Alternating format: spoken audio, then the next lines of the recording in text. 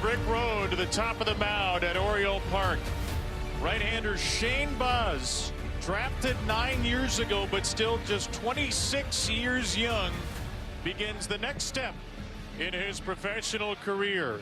His first start as a Baltimore Oriole, a couple of years removed from Tommy John surgery, a full season under his belt with the Rays, and he is ready now to continue his development at a place he's really excited to be, a group of pitching coaches he's really excited to be around, and an arsenal guys that the Orioles think is about as good as anybody's in the league. I think there's obviously a lot of upside to this guy. The fastball is going to average 97. He'll take up to 100. He's got a wipeout breaking ball. As we talked about in the open, he's developing other pitches as well. And let's take a look at his pitch arsenal. Four-seam fastball kind of leads the way about 44% of the time. Now, it's something new this year to keep an eye on. He'll have a two-seam fastball, too, but the knuckle curveball is the out pitch for him. See what opponents hit off of it. 214 last year. He likes to pitch up in his zone with that fastball. He can spin the breaking ball, the changeup behind it. He even has a little bit of a slider as well. So cutter was new last year. Two-seam fastball new this year, but I think this young man is just starting, Jim, to really tap into what his ceiling can be as a pitcher. Yeah, and, you know, I had a chance to meet him the other day, and we're talking, and he says, I just want to throw strike one.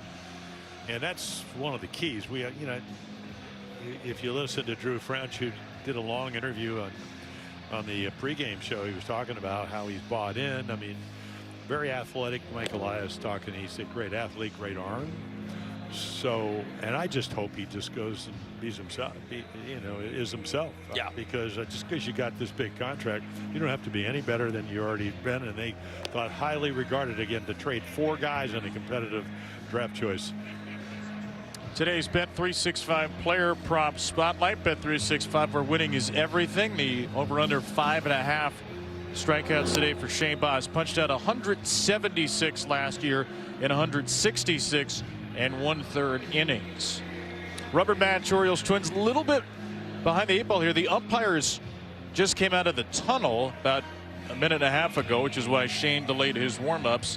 This is the Twins lineup he'll see. Minnesota, 5 runs on 9 hits, 8 walks. The first 2 games of the series managed by Derek Shelton. Royce Lewis had the big blow, a 2-run homer off of Kyle Bradish yesterday. The only home run for either team in the first 2 games of this season opening series. Yeah, kind of interesting with the Twins. They go 1 for 12 in the opener with runners in scoring position. Yesterday, because of the home run, they get 4 runs, but they're only 1 for 1 with runners in scoring position. All right, let's take a look at the Oriole defense presented by CarShield. Left to right in the outfield, Ward, Beavers, and O'Neill. Your double play combination, Henderson and Jackson. Mayo at third, Mountcastle over at first, and Samuel Basayo behind home plate for the Orioles. Cody Clemens, the leadoff hitter for Minnesota, and Shane Baz begins his Orioles career with a fastball low, 96 miles per hour. 138 is our first pitch. It's up to 54.5 degrees, according to the gleaming scoreboard in center. On a sunny Sunday, 29th day in the month of March. Clemens gets another low fastball, and there is Dylan Beavers making his major league debut in center field today, guys. Something to watch as Colton Cowser gets the day off to start, and Beavers handles his routine first chance. Yeah, Beavers played a little bit of center field in the minor leagues, and of course in college as well. And the Orioles had him working a little bit of spring training out in center field as well. See, there's 72 minor league games. Craig Albertez says he has all the physical tools that you need to be a great center fielder, so they give him the first chance to start after Colton Cowser took the first 2. Now Byron Buxton. Buxton gets a cutter from Baz, and he fouls away strike 1. Byron Buxton 3 for 8, has tripled. He has scored in each of the first 2 games in this series. The numbers last season were outstanding with 35 home runs. Become one of the more decorated Twins in history now in his long Minnesota career. Number 2 pick all the way back in 2012, and he can't get to that knuckle curve, which is the big swing and miss pitch for Shane. Yeah, and look, you throw a curveball at 85, 86 miles an hour, especially a knuckle curve, that's high velocity. Because a knuckle curve, you got to kind of tuck it back in your hand, and typically when you tuck it back in your hand, it kills the velocity, but not for him.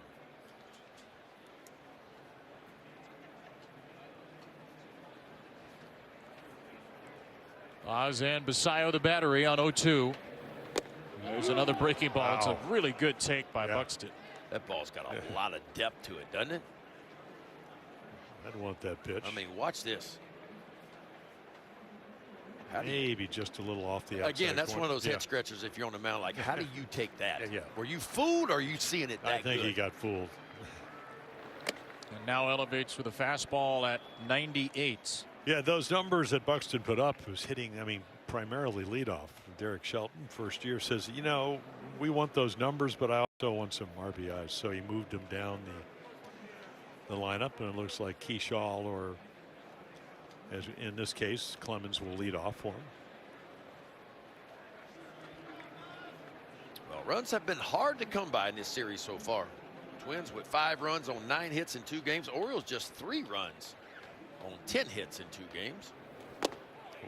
2-2 missed the target inside at 99. So the velo is up early for Boz, who last season averaged 97 with a fastball. That was the 9th fastest qualified pitchers in the majors. A 3-2 for Buxton.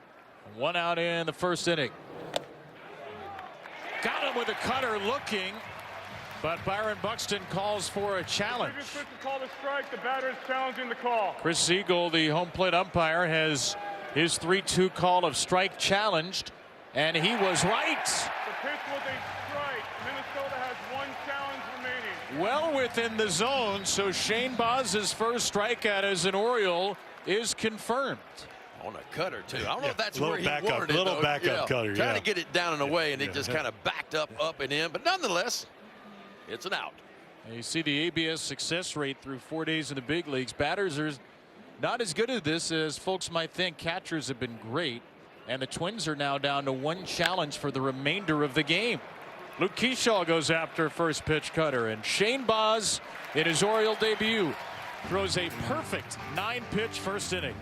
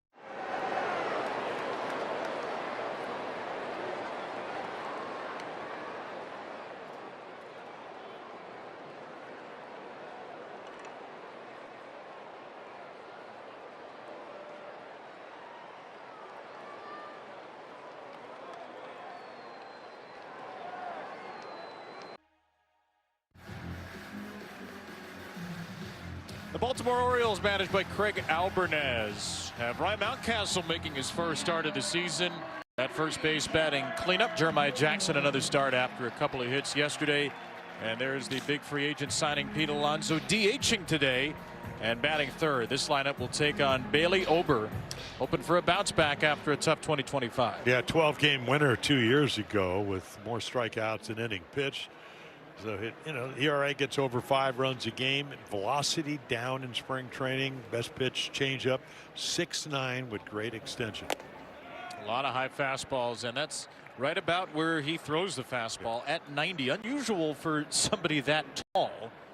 Taylor Ward looking for his first Oriole hit. 0 for 7, a couple of walks, a couple of Ks in his first 2 games, and a low fastball to strike 1. Well, again, Ben and I know, I mean, I don't know what my extension was because I didn't really measure it, but, and you're a little bit taller, but when the average extension is what, about 6.5? Yeah. He's 7'3". Down to third. That's grabbed by Royce Lewis, and he throws out Ward. And so maybe that perceived velocity, in other words, a velocity 90, it may seem a little bit more. I mean, he's nearly a foot closer when he lets it go. I think the average is right around 6'4" from the rubber towards home plate. As you mentioned, 7'3". So, yeah, 90's probably playing more like 93. Yeah. Now, the velocity, the raw velocity is down from a couple of years ago. Yeah, he's lost. And I think that's why if you look at Bailey Ober's pitch usage the last 4 years, the four-seam fastball has really gone down, the usage of it, and he's thrown more changeup because he's lost a couple of miles an hour from the 2022 season. And there's that hook, the changeup that you talked about. Now, what he does allow, he allows a lot of home runs. He gave up 30 home runs, did Bailey Ober last year, in just 146 innings of work. It was his worst year after you mentioned he had his very best year in 2024. So the Orioles are trying to get the ball in the air. Ball should jump a little bit warmer today. And definitely a fly ball pitcher. I mean, pronounced. But Bradley and Ryan have done a terrific job as the two starters for the Twins, staying out of the happy zone for the Oriole hitters. Well, they've kept Gunnar Henderson out of that zone. Gunnar is 0 for 8, 5 punch outs. Gets another changeup, flails it out of play. Well, coming into this game, what, 51 outs, 24 on strikeouts? Yeah. So obviously not the contact nor the results you would like. Game one wasn't too bad. Hitter. Eight strikeouts in game one, but boy, yesterday 16. Henderson, then Alonso for the Orioles, who have 2 doubles and not homered yet on the year. And 2-2 for Gunnar. 2-1 winners on Thursday, 4-1 losers yesterday for the Orioles in this season opening series. Often the case early in the year, the pitchers are ahead of the hitters, and that's been the case for both these teams. 2-2 for Gunnar. He takes a backup slider for called strike 3. So the 6th strikeout, 9 at-bats for Gunnar Henderson this year. And he has a little word or two for Pete Alonso. Quick scouting report before Pete steps in.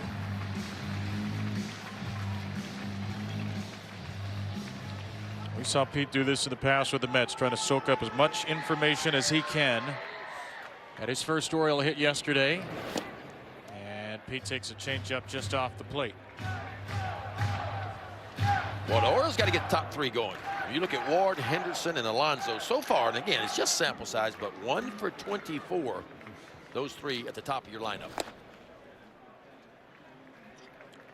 Well, Pete is usually a very, very fast starter. He has never gone more than 4 games to start a season without hitting a home run. He's going to get one today, then. Yeah, I mean, a good matchup for him. You know, fly ball pitcher, not overpowering. Pitch righties better than he does lefties, so yeah. But if you're, if you hit 38 or 40, or in his rookie year he had 50-ish, you're hitting a home run every 4 games, maybe a little bit more some years. A 2-1 pitch. Runs inside. Pete is DHing today, which he only did last year twice. He played every one of the Mets 162 games. Off the bench in 1. Started 159 at first, but Ryan Mountcastle behind him gets the first base start today. And that ball's over Pete's head. Like a breaking ball. Yeah, doesn't throw the curveball very much. Only about 28% of the time, but again, when it's still a little bit slick, hard to get on top of it, and it just spins out of his hand. Yeah, this ball just gets away. But Ober's had a lot of success against the Orioles. He's got 5 career starts against the Orioles. ERA 2.60 in those 5 career starts. So second walk for Alonso as an Oriole. Here's Ryan Mountcastle. First start of the year. Mountie sends the first pitch out of play. Nice to have a cool 1,000 next to your name at any point in the year. Mountie had a pinch hit single yesterday. Off the bench, Yeah, single, and right back to the dugout he went. Yeah. I talked to him before the game. He said, yeah, it was a quick day for me yesterday. Yeah, but I said it was productive, though. There's a much better sweeper from Ober, much better than that. It didn't nearly hit the batter in the head. Breaking ball's not very good for Bailey Ober last year. In fact, his breaking ball numbers were among the worst in the league. And really relies on that changeup. Throws another breaker here, and it's grounded out of play. Yeah, I mean, he throws a center, but they hit 429 on that pitch. So he's, you know, I'll tell you what, if you have a deceptive fastball, you have a deceptive release, even if you throw 90, it'll seem, as we mentioned, probably a little bit harder. And then a changeup with really good arm action. Yeah, he's got a good, I mean, that's the pitch, the changeup. Although I tell you, his sweeper, 40% swing and miss on that sweeper last year. So that's well above average. Mountcastle on the ground to third, and the inning starts and ends with groundouts to Royce Lewis. Ober works around the Alonso walk.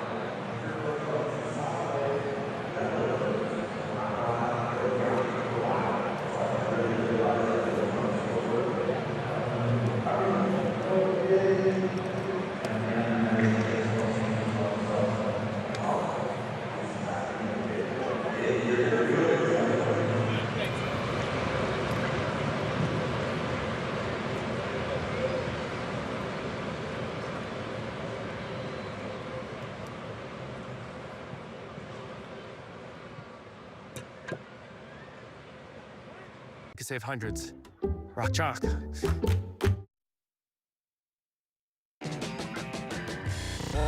Ball on Matt. Law Tigers. Injured in a motorcycle accident? Call 1-800-LAW Tigers. And by Vanguard, discipline that delivers. It's Family Sunday at the park. The Oriole bird is jumping for joy as the Twins and O's move into the second. 9-pitch first inning for Shane Baz included 2 flyouts and a strikeout. And now Matt Wallner. He takes down and in for strike 1. Down and in, or anywhere and in, is an important place for Shane Baz to throw this year. We heard Drew French, Oriole pitching coach, talk about it earlier today. Shane has talked about it some as well. He would like to throw inside more this year. Felt like he got a great start to his career, great development with the Rays, but he has loved his conversations with Drew French, Ryan Klemick to his right, Mitch Plassmeyer, this pitching group, and thinks there are more elements to unlock in his game. Wallner up the middle, that's a base hit, left out over the plate on 0-2, and the Twins have the game's first hit. Yeah, that's not a quality 0-2 pitch. No. Not where you're trying to throw that one. No. Have a feeling that fastball, he wanted to get up in the zone a little bit more than that. That ball pretty much right down the heart of the plate. Yeah, the pitch that he really got hurt on, and I don't think he'll throw a whole lot, is the slider. If you look again, that single to center. I mean, anytime you give up 9 for 21 with 6 of those 9 hits home runs, you're speeding some bats up. And going back to Kevin's point, I mean, I think for any pitcher at any level you pitch at, be able to use your fastball occasionally to the inside part of the plate. Because it just opens up the outside part. It opens up really was Boz's best pitch, which is that knuckle curveball of his. You keep those bats up and then slow them down. A lot of times you're going to have plenty of success. This with a changeup to Josh Bell. Switch hitting designated hitter. Bell normally really hits the Orioles well. This series he's 0 for 6. Does have a sacrifice fly, a walk, and 4 strikeouts. 2-0 from Baz. 1 on, nobody out, no score in the second. Ooh. And Bell is clipped. So Baz, who only hit 9 batters last year, loses a 2-0 pitch to Bell, and the Twins have 2 on with nobody out to start the second.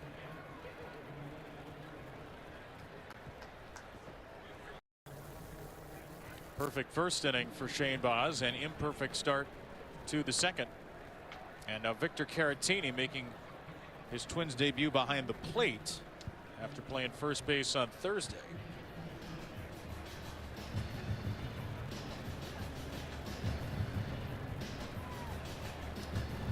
Caratini, a Houston Astro for the last couple of years, and his 5th different big league organization. Yeah, a little bit of pop. You saw the 12 home runs.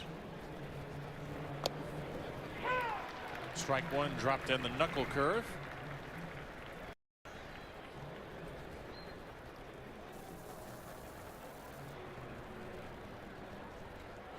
Two on, nobody out, no score, top of the second.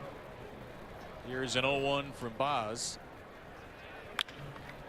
Line to the left side, a base hit for Caratini. Ward will heave it into the middle of the diamond, and Wallner holds at third.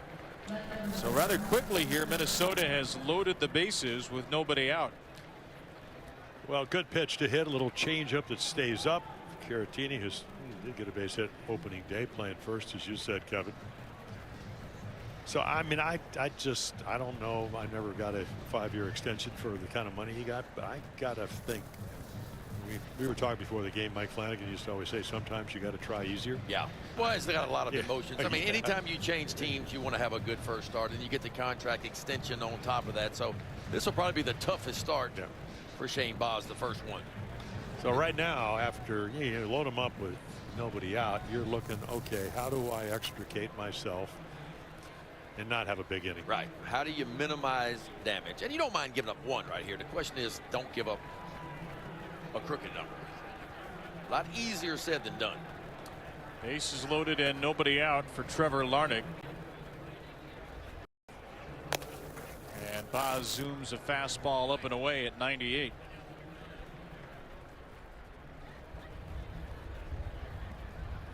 Larnach started yesterday, pinch hit on Thursday. He's 0 for 3 with a walk and a strikeout in the series. Right about a career league average hitter, Larnach. Some pop, decent eye. Career .725 on base plus slugging. He's got a 2-0 count here, though. Wallner, Bell, Caratini are the runners.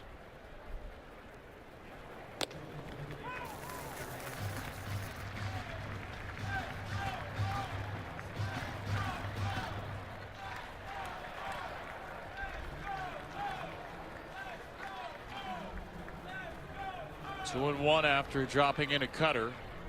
Bases full of Twins, nobody out, no score in the second. And he missed inside with a curveball. 3-1.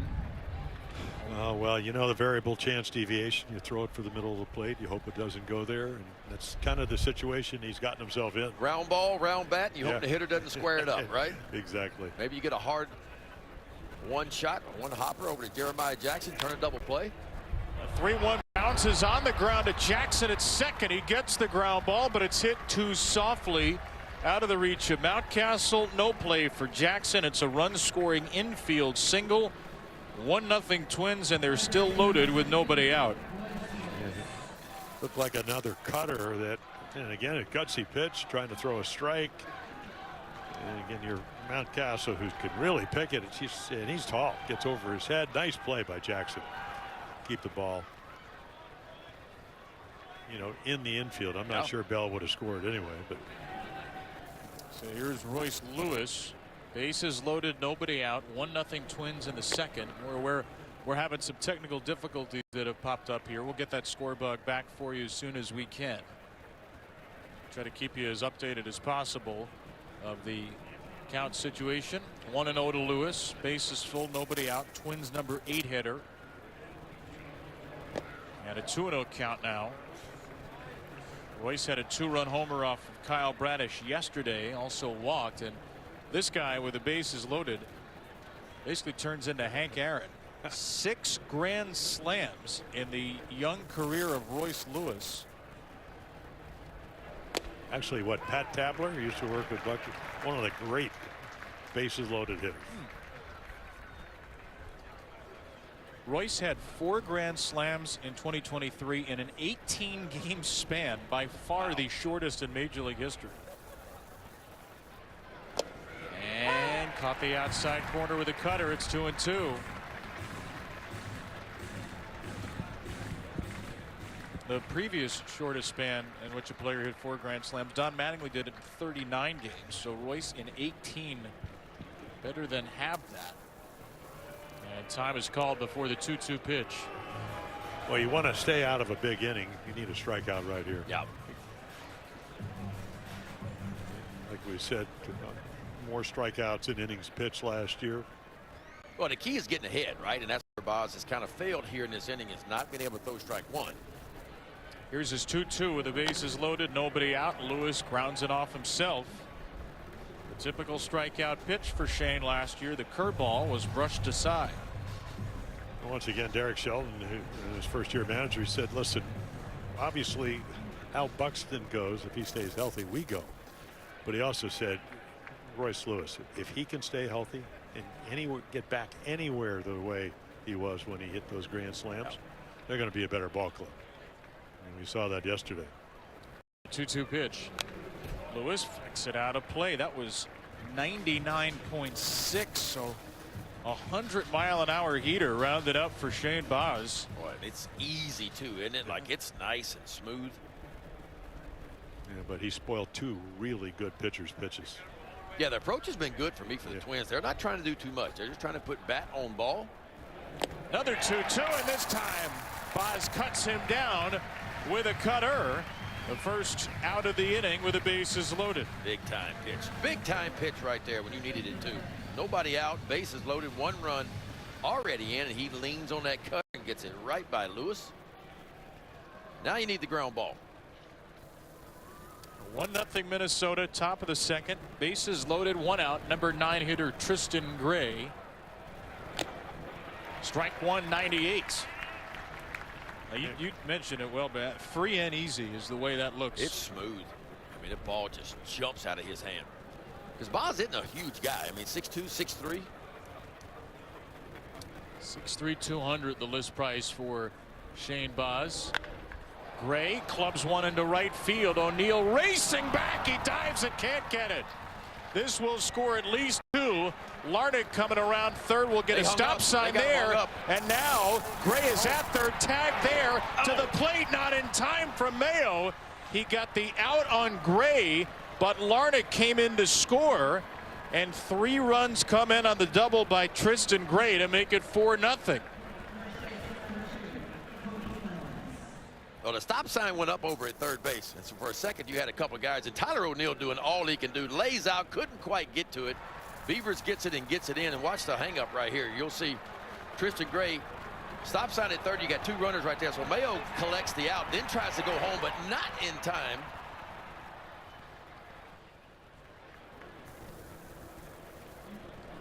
So it is a 3-run double.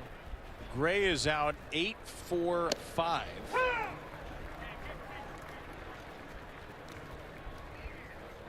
Quick reaction time there. Is the play for Mayo to go home immediately there? Yeah, I mean, and if you're Mayo, you're not quite sure with the runner that had touched third. Did he score or did he not score? You know, and that's a plus play to be able to kind of pick it up in the back of your mind when the throw's coming to you. But that's where the communication in the infield comes in from somebody's yelling 3-3-3 right away. But he saw the out right in front of him, so he took the quick out. Who's usually the communicator there? It would have to come from Samuel Basayo, which is going to be hard to hear where he's at because Gunner's out for the cutoff situation. The shortstop's out in the cutoff, and of course, ball gets in the gap like that. You got the tandem relay going, so you got the second baseman and Jackson's out a little bit. Gunner's out, so really there's not anybody very close to Mayo. Maybe the pitcher Shane Baz, as he's backing up second or third, maybe he could relay some information to Mayo. 1-2 now with 2 outs to Cody Clemens. And Clemens flicks the ball to center field. Beaver started in, now drifts back and puts it away. Big inning for Minnesota. 4 runs.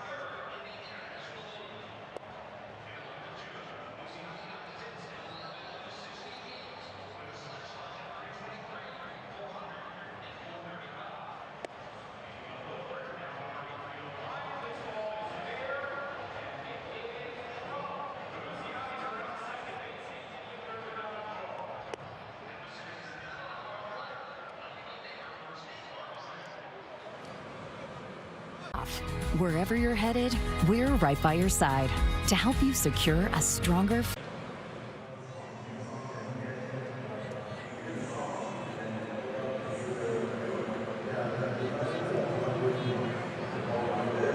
Oxley from Hagerstown.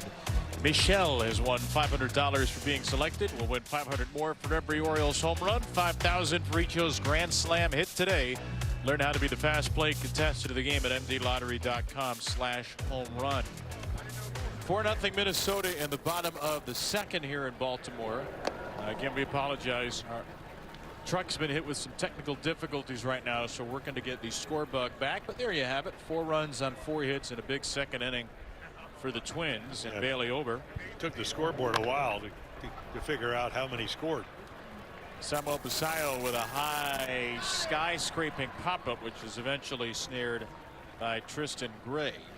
You can stream Massive Plus on iOS and Android mobile devices, Apple TV, Amazon Fire TV, and Roku. For a limited time only, the Massive Plus season pass is $99.99. Go to massivesports.com or scan the QR code to get yours today. 18-pitch first inning for Ober. And Tyler O'Neill goes after the first one, a fastball at 90 miles per hour. And O'Neill pops out, so 3 pitches, 2 outs for Bailey Ober in the second. Well, Bailey Ober's doing exactly what he wanted to do. After your team goes up, puts up 4, we always talk about these shutdown innings, but it's so true. You get a lead, especially early in the ball game, a crooked number. Best thing you can do as a starting pitcher is go stack a 0 and get that offense right back in there. Yeah, we live in the world of velocity now. So, you know, all the Twin guys, they go, well, he was, you know, his velocity's down. He's only throwing 90. He had a decent spring. Pitched 13 innings, gave up 6 runs. ERA a little over 4 runs a game. So, like we said, hey, he's not going to blaze the ball by him, but he can pitch because he's got a good changeup. 2 outs and a 2 count now to Kobe Mayo. 4-0 Minnesota in the second. It is obviously much easier to pitch with a 4-run lead, too. Kind of like maybe 2 at a time, you know, 2 and then add another 2. But you didn't never mind a 4 spot early in the game, though, did you? No.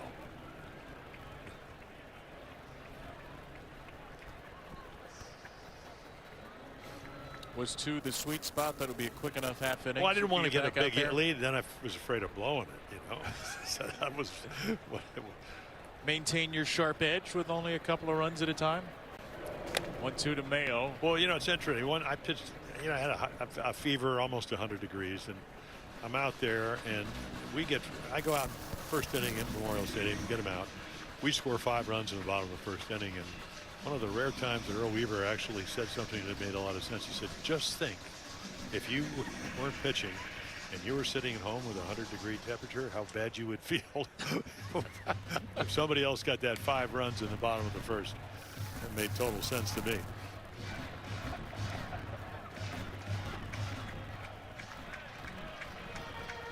Mayo chipped a little bit off the barrel of his bat, so some new lumber for this 1-2. 4-0 Minnesota. 2 out, nobody on, bottom of the second. Dylan Beavers on deck. Mayo, the number 7 hitter. And he takes a change and the near top zone. So only 1 challenge left, so they have to be awfully judicious with anything close. Byron Buxton lost his challenge attempt, striking out on a 3-2 pitch in the first.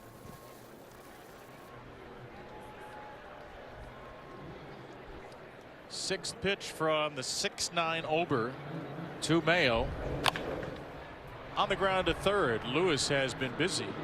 And a guy who never gets groundouts has gotten 3 of them already. Bailey Ober. 4-0 Twins after 2.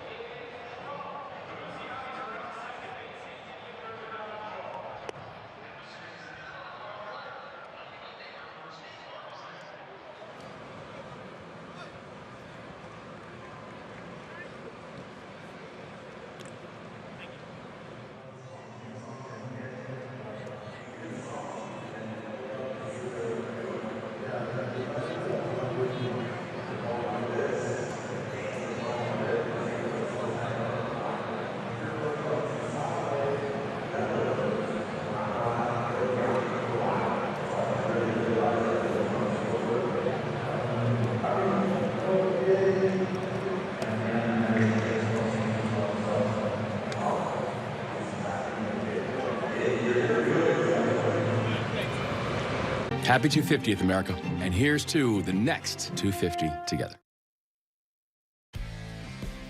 Saturday, April 11th, the Orioles host the San Francisco Giants, and the first 15,000 fans get this adorable little bobblehead. Jackson Holiday and Coconut, the dog of the year last season. Orioles.com/tickets to get your seat. Jackson hopefully will be back by then. He's playing his second rehab game right now with the AAA Norfolk Tides, recovering from a fractured hamate bone suffered early in February. Jackson played on Friday, got the day off yesterday. Tides walked off yesterday. A Weston Wilson single, and they are 2-0. 4-0 Minnesota, the lead here in the top of the third. Shane Baz facing 2-3-4. Buxton, Keyshaw, Wallner, and Byron Buxton pops the ball out of play for strike 2.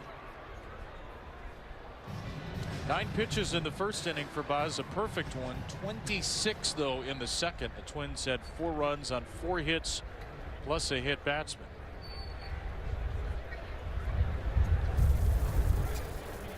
Shane's 0-2. Close left field by Buxton. Ward in front of the wall will put it away. Yeah, plenty of room there, but you go, what, to his left about 15 feet. Yeah. It's much, much shorter. Well, Baz's command not quite there. Yeah. We've seen him get ahead of a few guys, 0-2, 1-2, and not got the ball quite where he wanted to get it just yet. No, even that pitch, I don't know if it's a cutter or something, but it was in the middle of the plate. Hit hard. Lee Keyshaw. And if you're pitching and you're aware that you're not making the kind of quality pitches you'd like to make, you get a little lucky sometimes because that ball's up the gap or to down the, it's a double or a triple the way Buxton can run, but you get away with it, so make a better pitch. This guy, better high ball hitter than low ball hitter. 0-2 for Luke Keyshaw. 1 out, nobody on in the third. One of the, I never pitched with him, but you did, Mike Messina. If he ever had a bad inning, his ability was to slam the door, and that was it. And that's what Shane Baz has to do. 4-run innings in the rearview mirror. Yeah, and you talk about a lot easier said than done, too, because it's always in the back of your mind. But the guys that can flush it and forget about giving up a big inning and then move forward, because now the goal is to stack some zeros. Stack 2 or 3 zeros and see if your offense can climb back in this one. Yeah, and the wind's blowing out, at least it seems that way. It was blowing to left, now it's blowing more to center, right. 2-2 for Kershaw. Hits a little weak grounder. That's going to roll foul. 1 out, nobody on. 4-0 Minnesota here in the third. But to your point, Ben, they are doing a nice job of. I mean, that's a perfect breaking ball. Yeah. If you figure you're going to get a strikeout or whatever, young hitter, and he just somehow doesn't put it in play, but fouls it off. The Twins have done that with 2 strikes. They found a way to spoil some really tough pitches so far by Shane Baz.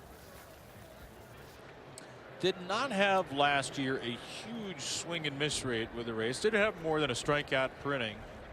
His swing and miss rate was just a little bit above league average.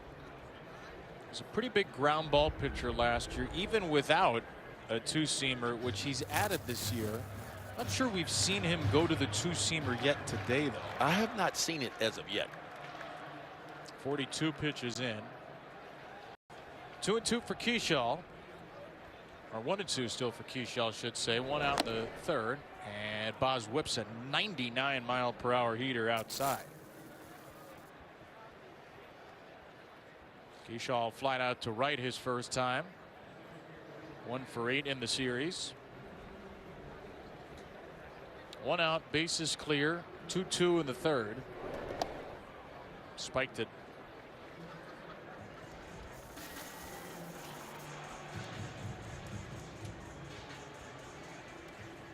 Again, we apologize for technical difficulties that have crept up here on this Sunday. Doing our best to get you that score bug back as soon as possible.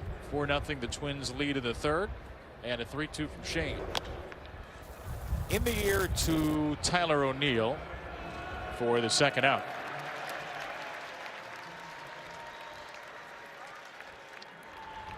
Couple of outs in a row on that cutter for Shane, which is a pitch he picked up around June of last year. His slider was crushed last season. 9 for 21, 6 home runs.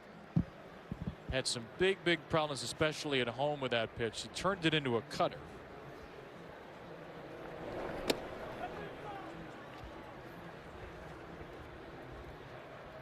You mentioned his relative inexperience, Ben. Even though he was drafted 9 years ago, he still feels like he's tweaking and adding and evolving in a lot of different ways.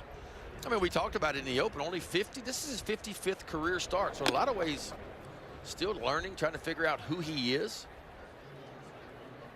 Is there a number for you guys where you felt like things started to slow down to a more noticeable degree? It's been 54 starts over a long time for him because of injuries, but still, that is a small number. I felt like for me around that 300 inning mark at the big league level, the light bulb started to flicker. You started to read bats, because I came from a college program where the coach called all the pitches, and I never really thought about reading bats. He put a 1 down, I could throw a fastball. 2 down, you threw a curveball. You know, wiggle fingers, you threw a changeup. But I never really thought about how to pitch it. And you got to call your own game. So reading bats, it took me a while to kind of figure out what was going on. So I've always felt like it was, you know, 60, 65 starts, 300 innings, somewhere in that range before I kind of got an idea. You never quit learning, but that's when I started kind of figuring some things out. Well, it worked pretty well in college. Yeah. You were the #1 guy drafted in 1989. It took me, I think, to you know, have a rotator cuff tear and then come back and, you know, right pitching when you're used to be throwing 98 and now you're throwing 84 and you're, you know, in Miami or Elmira or Rochester trying to get hitters out, and then you know you learn that if you make good pitches, and there you go, there's a knuckle hook, and it's a hard one. Third strikeout for Baz, ending a 1-2-3 third.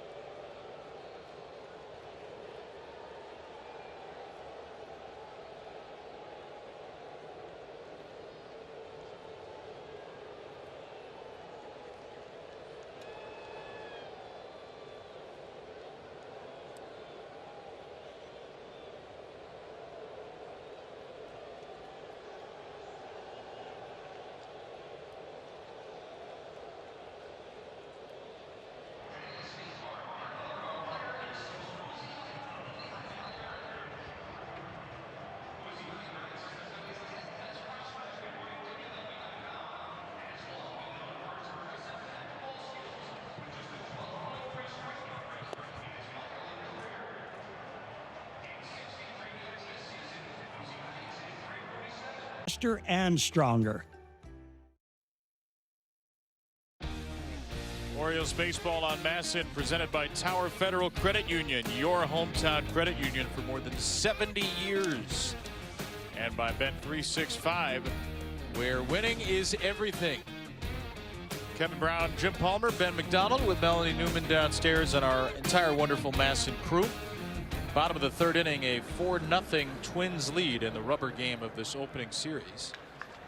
O's looking for their first hit, and they're still looking as Dylan Beavers lines out to center. We do have the score bug back for you. Thanks for sticking with us through a couple of glitches in the matrix, our third game of the season.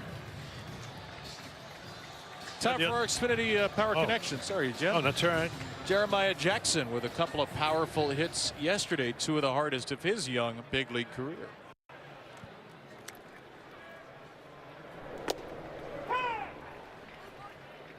We're going to talk about Ober. You know, last year he started out great, then he had a hip problem that dealt with him. Maybe that's how you go from 12-9 to 6-9. Left hip impingement put him on the IL in July 2nd to August 2nd, but it was something he started feeling in spring training, the hip discomfort. Bailey Ober, one of the worst breaking ball numbers in baseball in terms of the overall run value of those pitches, and this is a breaking ball that's flipped into left, right on cue. What's new? Jeremiah Jackson is 3 for 5. He's a hitting machine is what he is. He showed that last year when he came up. He's off to a good start. Had a good spring training, we mentioned that, and a good start to 2026. Look at this breaking ball, sitting right up to the top. He puts a barrel on that one. A hanging breaking ball. Yeah, that's old school. Guys I played with, you saw that ball, and it was like you just won a jackpot in Las Vegas. It was a hittable pitch. That's a good move to the ball too, to go up and flatten your swing on the ball that high, that elevated in the strike zone. Yeah, when you hang a curveball, it doesn't have a lot of spin to it, so it doesn't change planes. If you can match it, you can hit it hard. Taylor Ward with 1 on and 1 out in the third.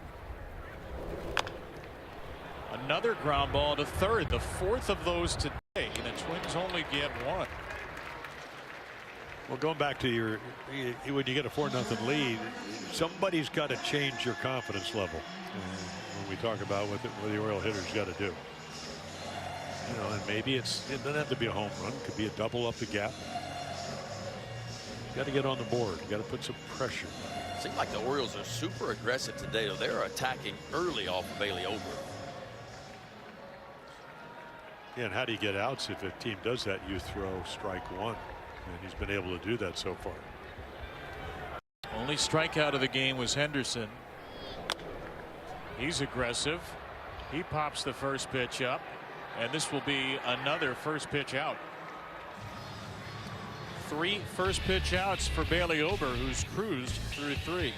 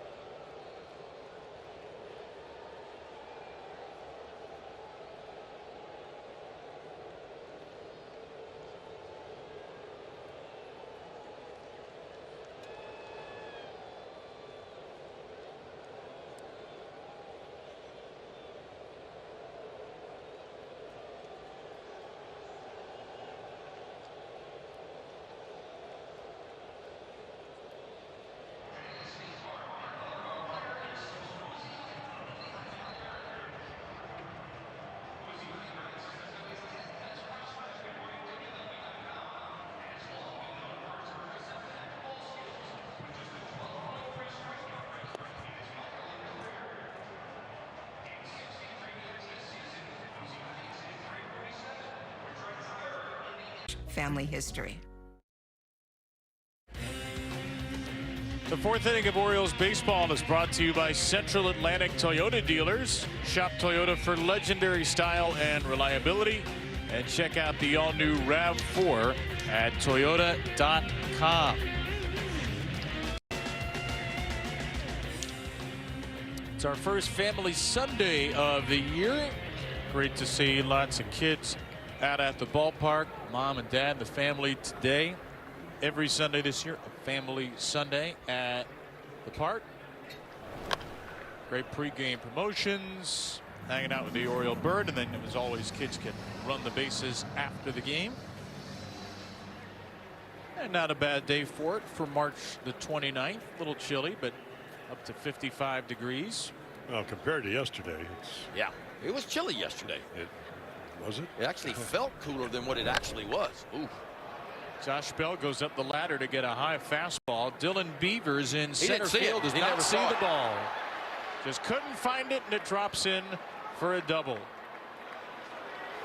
His big league debut in center field, and Dylan Beavers lost it. Got the glasses on and everything, but he just, you could tell he threw his hands up almost right away. You see him pretty much straight away center field ball, just a routine fly ball. Right there, like he's got it, and he throws his hands up like I can't see it.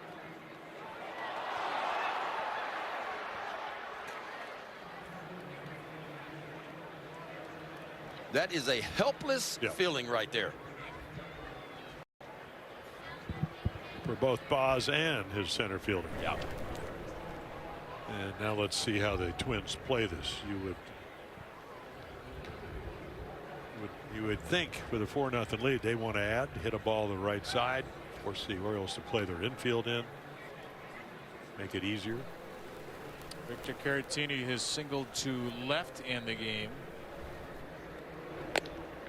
Up the ladder for strike one.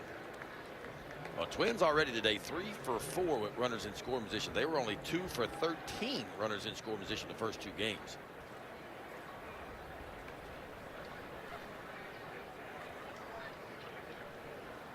Perfect first and third innings for Boz, but in the second, 4 hits, a hit batter, all 4 runs.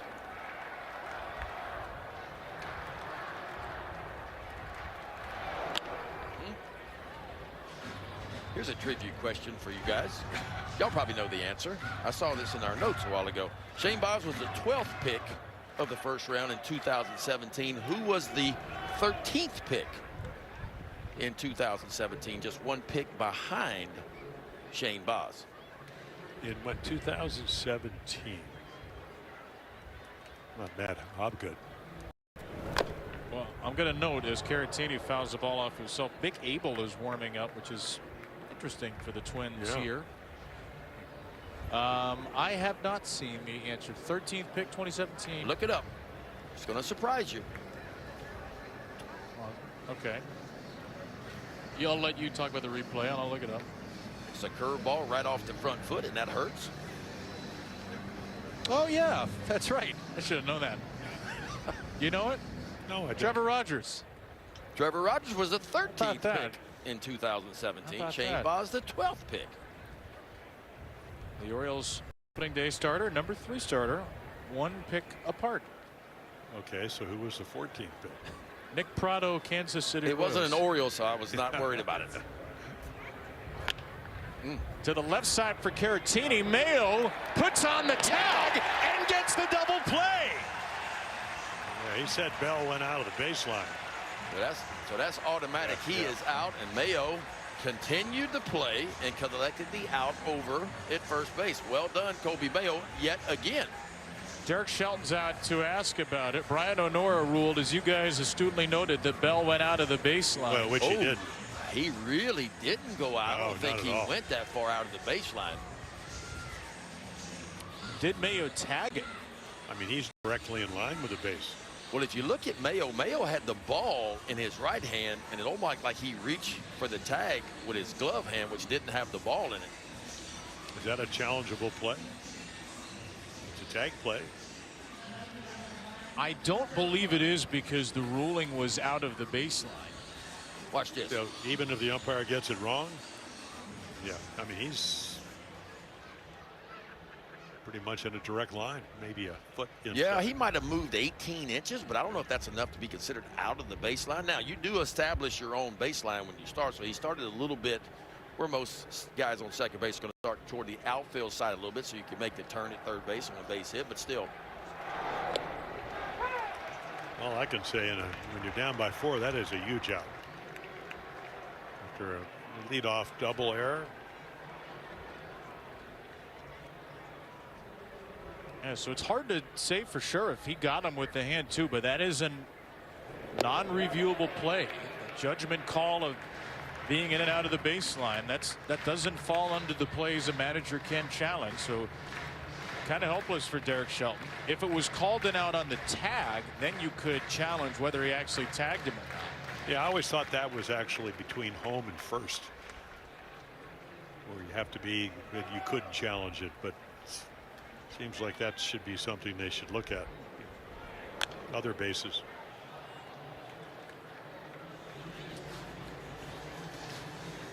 So that is the third double play started now by Kobe Mayo this year. Yeah, the Orioles already, 4 double plays on the season.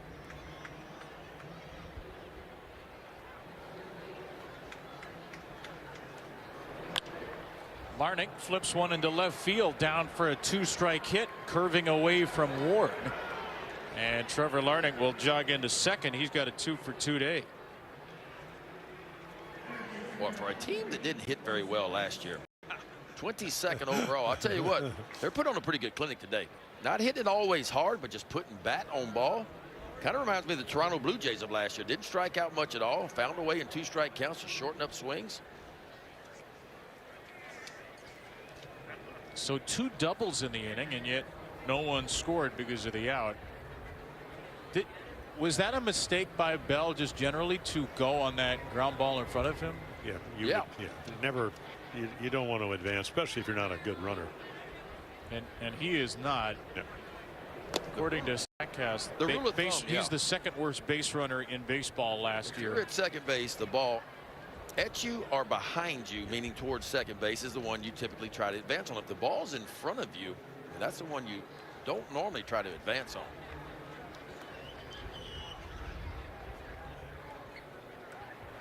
That is another one of those immeasurable things now. Base running value for steals, extra bases. Do you get thrown out or not? And Josh Bell cost the Nationals 5 runs on the base paths last year. Again, bottom 2 in baseball. And it may have cost the Twins 1 here.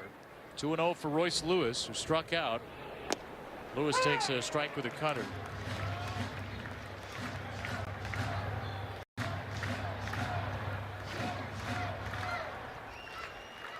Shane has really been leaning on that cutter today. Yeah, he only threw it, 15% last year, and it feels like a lot more than that so far today. Backup cutter here, and Lewis ended up swinging.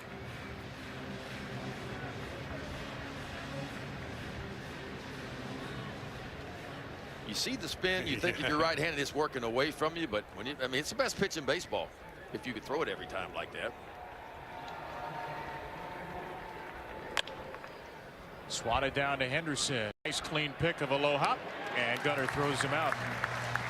So all 3 outs thanks to the left side of the infield. Pete Alonso leads off in the Oriole 4th.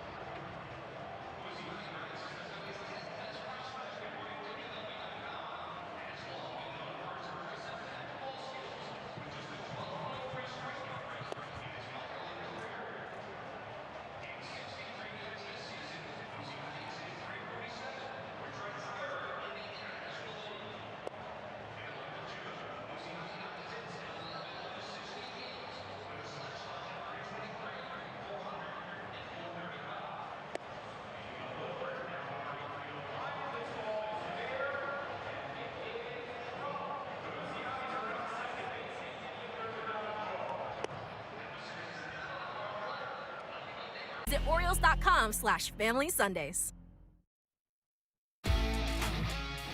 Orioles baseball on Masson is brought to you by Bet365, where winning is everything. Today's copyrighted telecast presented by authority of the Orioles and may not be reproduced or retransmitted in any form. The accounts and descriptions of this game may not be disseminated without the express written consent of the Orioles. Controversial win for Relish in the hot dog race today. What was controversial about it other than I voted for? That was it. Here's Pete. Strike one. Bailey Ober's still out there. Mick Abel is warming up in the Minnesota bullpen, and we're told this may be a piggyback situation today. Abel listed as the Twins' 5th starter, but he may come in behind Ober. He had a great spring. Alonso shoots one through the right side. His second Orioles hit. That's what I love about Pete Alonso. We know about the home runs. Everybody knows about the home runs and the RBIs, but that's 108 to the backside of the field, and that's how you hit 272 is what he hit last, which was a career high. Use the entire field. You're going to pitch him away, you'll just let an inside-out swing. The hands go first and watch the barrel right behind it. You talk about matching the plane of the ball right there, huh? Look how good that swing is. That's the type of force with which we expect the ball to come off Pete Alonso's bat. 108.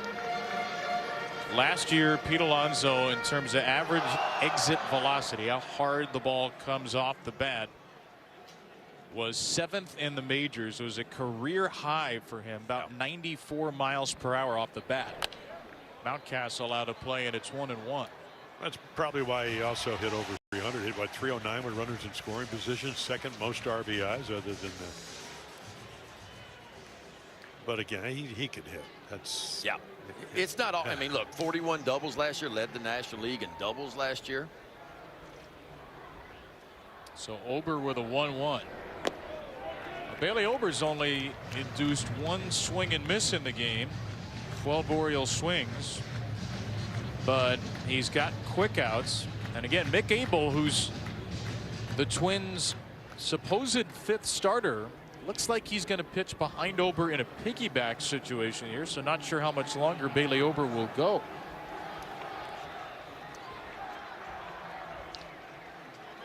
So 1 to Ryan Mountcastle. Oh, breaking ball up in the middle of the plate. Mounty's late on it and flies out to right. Yeah, they go to Kansas City and they play tomorrow, but then they have an off day on Tuesday. Probably could it be Kansas City's home opener, kind of like what. So that's why maybe Mick Abel they'll skip him, but we'll get to see him today at some point. 1 on 1 out for Samuel Basallo. He's first pitch swinging as well.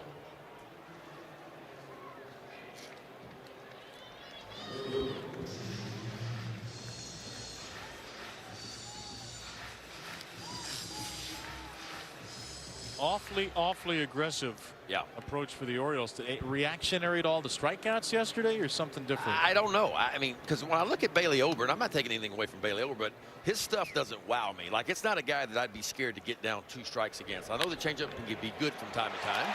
That's through the right side. Basallo with a good piece of hitting on this changeup.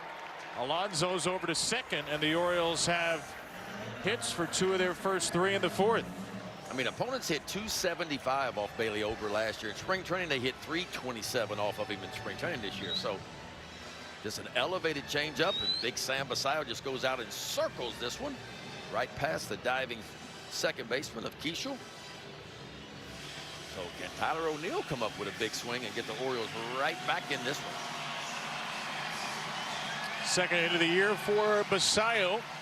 Yeah, you would think, you know, he's the type of guy, he's not going to throw the ball by you like Bradley did. I mean, Brian had a great fastball, great curveball opening day. Struck 7. Bradley, I can't imagine the Orioles scouting report on Bradley was as good as he pitched, because he was that good. I mean, there's some guys that you don't want to get 2 strikes on, right? You want to attack early because the off-speed stuff is just wipeout kind of stuff. But Ober's not one of those guys to me. 2 on 1 out. Big spot for Tyler. Yeah, Up and in. You're willing to use the middle of the field and wait, and I would think a better chance of hitting him. Better chance to read the changeup. Extreme fly ball pitcher who's mostly kept it out of the air today. And he is losing control here against O'Neill. And don't think that first year manager Derek Shelton doesn't know. Bill Muckey looking on that, that he struggled in spring training to some degree with that batting average you talked about. Yeah. And if you're Tyler O'Neill here, you're sitting on one pitch in one spot here. 2-0 count. You can be very selective here.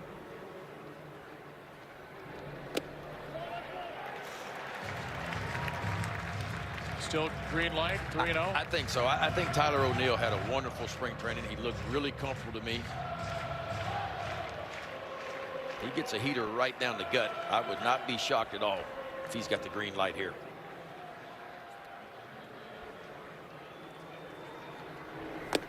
Oh, wow. Yeah, I think it's, saw Earl Weaver all those years. Certain guys, Andres Mora out of Mexico, loved to hit for 3-0. But Earl knew that. Otherwise, a lot of guys, I think, are tentative. I mean, I can't get a better pitch to hit.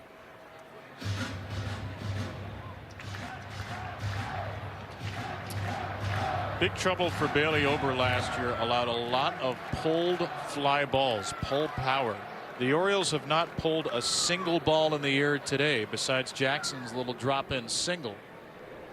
There you go. Now they have O'Neill to deep left field, and the Orioles' first home of the season. A 3-run job right down the line from Tyler O'Neill. How about that? Do it, T.O. That's the one he was looking for. We're sitting up here. We don't know anything up here. Let T.O. folks do his thing. How about a Weaver?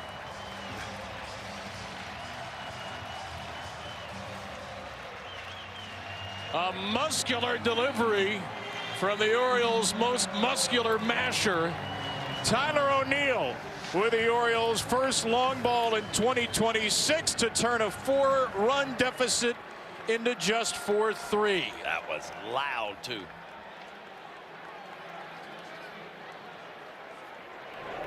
And Tyler is downstairs with Mel. You don't just break this one open. It's the first of the home run for the team. You hit the bird up at the top there. Just take me through this. Yeah, just trying to get a pitcher over the plate. Obviously, Bailey's a really good pitcher, so just trying to stay small, do little things. Big things happen after that. Absolutely. Let's see if we can tack them on. That's right. Thank you. Stay small, big things happen after that, indeed. And you mentioned the great spring, Ben, for Tyler O'Neill. Looked like the barrel's in a little bit of a different spot than last year. Feels a little more flexible, and that is the Tyler O'Neill the Orioles expect. Yeah, I mean, we talked about it last year, and it could have been due to the injuries that he had, but he had a little bit of a hitch in his swing, and he had trouble getting to some elevated balls last year because of that hitch. But you could see in spring training the hands were in a different spot. You talked about it, Jim. Lost a little bit of weight, changed his workout routine in the offseason, went to more stretching, more tubing versus lifting as many heavy weights as he typically does. And he came to camp, and the body language was different. Like, he was comfortable. I don't know if it was his second year. The catcher is challenging. I don't know if maybe it was his second year, just more comfortable with the Orioles, more comfortable with his situation, but he looked like a different guy. Well, you look at his numbers. Take a look. Still has one challenge remaining. This is our ABS challenge powered by T-Mobile, and Victor Caratini overturns ball 1 to strike 1. The Twins still have 1 challenge remaining. Yeah, a healthy year for Tyler O'Neill is 31 home runs like he did 2 years ago with the Red Sox, or 34 like with the Cardinals. I mean, every year he's gotten 400 plus at bats at the big league level. He's hit 30 or more home runs. But you're right about laying the bat flat. I mean, he just changed the way the bat angle. We've seen, like last year, Holiday, Jackson got the bat straight up. Dad told him, have a more vertical. So everybody has a different swing. But at the end of the day, can you, to your point before, can you match the plane of the ball? There, I mean, he got 2 meatballs, 3-0, 3-1, and all of a sudden the Orioles were within 1. And Beavers is in a 3-1 count. Very surprised that overthrew him a fastball. Yeah. Down 3-1, but he did. Threw him the 2-seamer too, which is his least used pitch of the 6 last year. Figured he might throw him that on 3-1. Well, that's what I would have thought, because that's his best pitch. Time called by Beavers on 3-2. 30 home runs allowed in 27 starts last year for Ober. O'Neill gets him for the Orioles' first of this season, and Beavers corkscrews a changeup out of play.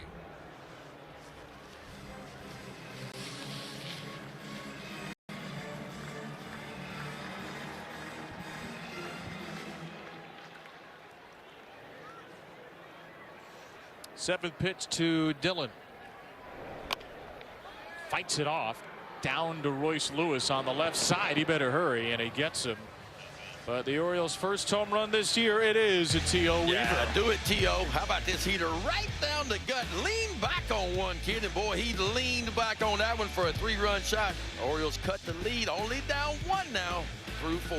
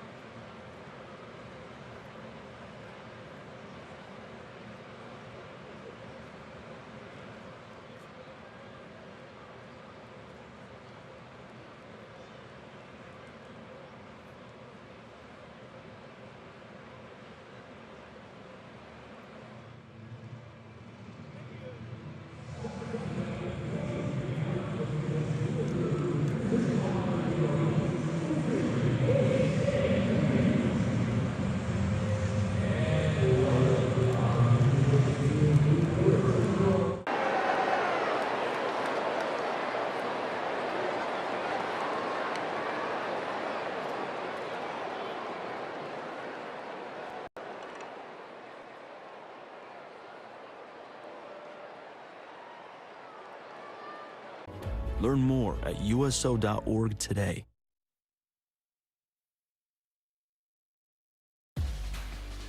Today's Super Milk Camp presented by Hyundai. The Hyundai Getaway Sales Event. Deals so right it almost feels wrong. Only at your local Hyundai dealer.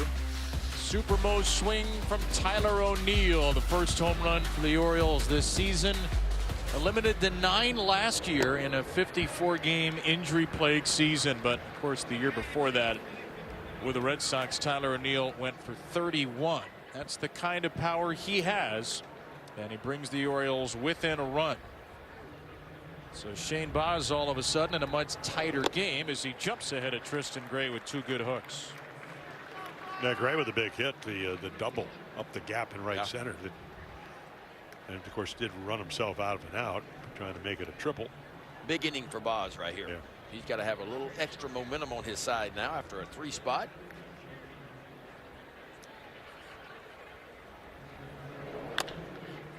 Down to first in Mountcastle.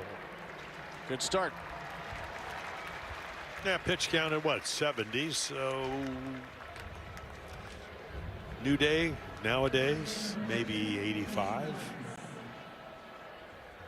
Possibly has an easy inning. Had, as Kevin, as you said, only 9 pitches in the first inning, and then really ran into some trouble in the 4-run second. So he's got a chance to maybe get into the 6th inning, maybe through it. Third time through the order, Cody Clemens, 2 flyouts to center field. Well, Jim, you've talked to Shane Baz. You've seen him pitch on TV. You've never seen him in person as an Oriole. So what are your impressions of him 2 times through the order? Just maybe not getting ahead as much as he wanted to. And probably more cutters than I thought he would throw. It's almost like, you know, I mean, there's a cutter right there at 90. So he gets behind. I think he feels comfortable. The cutter movement just enough. Yeah, and I asked Dustin Lynn, the Oriole hitting instructor, I said, well, why it's a cutter? Everybody throws it. He said, because he gets it off the barrel of the bat. At least that's the intention. Last year, 15% cutters, though again, he started throwing that as the year went along. So much more cutter today. Not a lot of changeups. The knuckle curve is up as well, and we haven't seen that new two-seamer yet. Though only 3 righties in the lineup, 6 lefties. Maybe not the best day to break out the two-seam fastball. Boz was a little better against lefties by OPS than righties last year. Righties at a higher OPS, lefties at a higher average. 3-2 for Clemens. Yeah, he'll find that two-seamer. At least I did. You know, you go to Yankee Stadium, you get a lot of left-handers trying to go to the short porch. That two-seamer, little different movement. Especially to runner on first, they're trying to hook a ball in the hole. All of a sudden, you maybe turn a double play. Just gives them another look, and then they tell each other that. 2 for Cody Clemens, and he carved him up, knuckled him to death with a curveball. 4 strikeouts for Shane. Well, you can't throw a hook any better than that one right there, especially on a 3-2 count. Watch where this ball starts, but watch where it ends up. Down and in, and just underneath the bat. It's got to be the hardest. There's a good look. See that pointer finger knuckle up a little bit? That's about as good as you can throw one. And he is a spinner of the baseball. All the metrics favor Shane Baz. From the spin rate on the 4-seam fastball to the spin rate on all the breaking balls.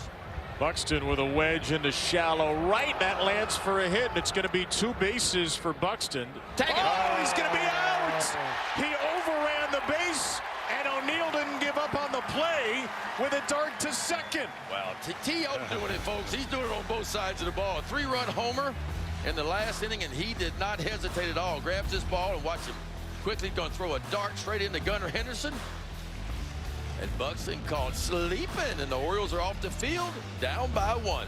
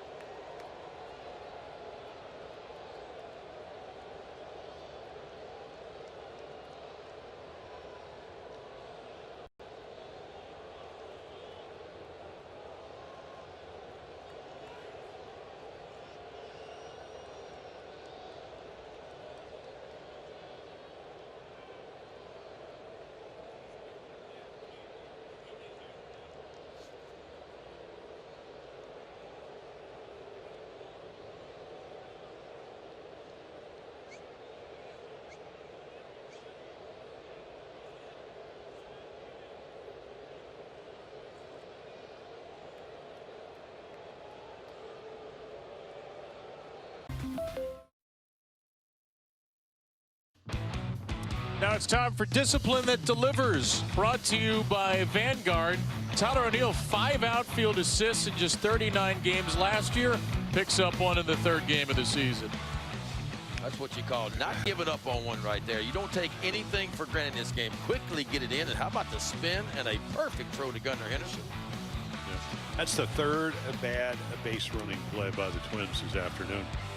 So we'll see if that plays into the fact that they still got a 1-run lead, but the Orioles crawling back. Or maybe doing a little more than crawling back, hopefully blasting their way back.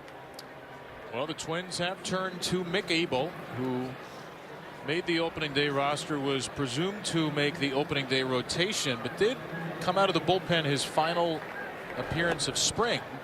And he relieves Bailey Ober here after 4 innings. There are the numbers for Abel. Very talented young pitcher. Came over in the Joan Duran trade.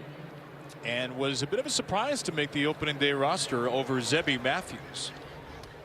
Well, he struck out over 18 guys in spring training. They loved his fastball.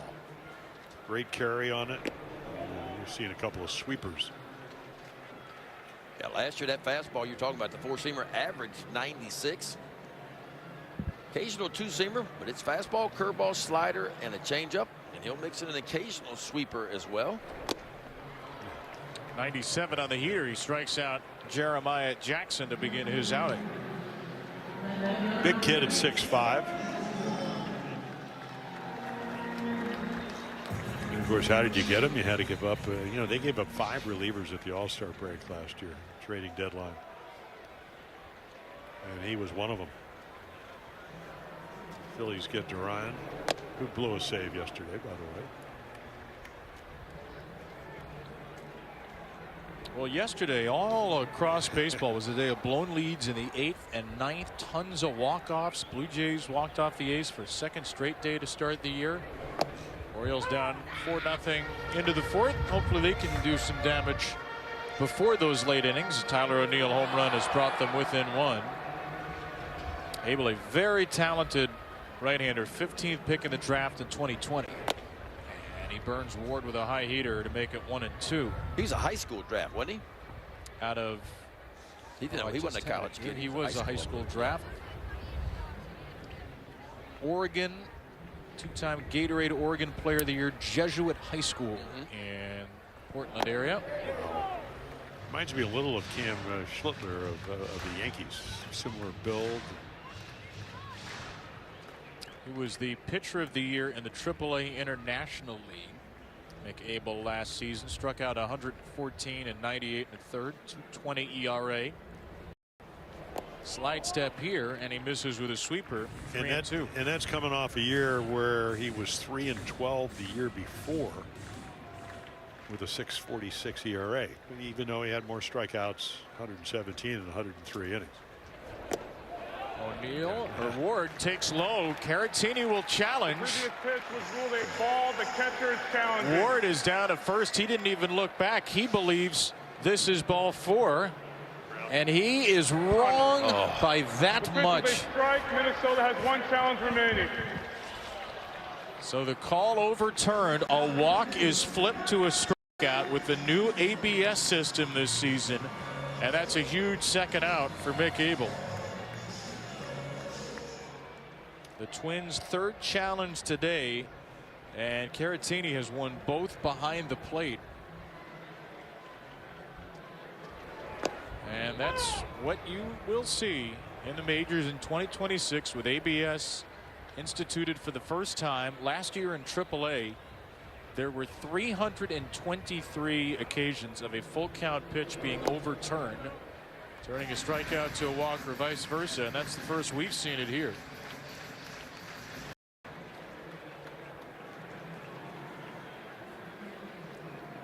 So 1-1 for Gunnar.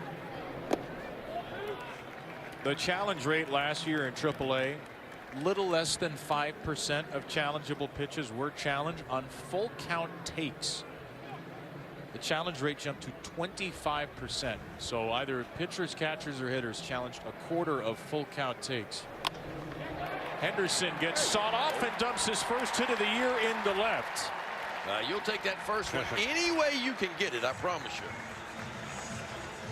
Well, what he does, 2-out base hit, gets Alonso to the plate. And he could hit the fastball. What, 38 home runs, 24 last year on fastballs? Now, it's not that Abel doesn't have other options. But you said 97. If he makes a mistake, he might end up pulling one out of here with a 2-run home run.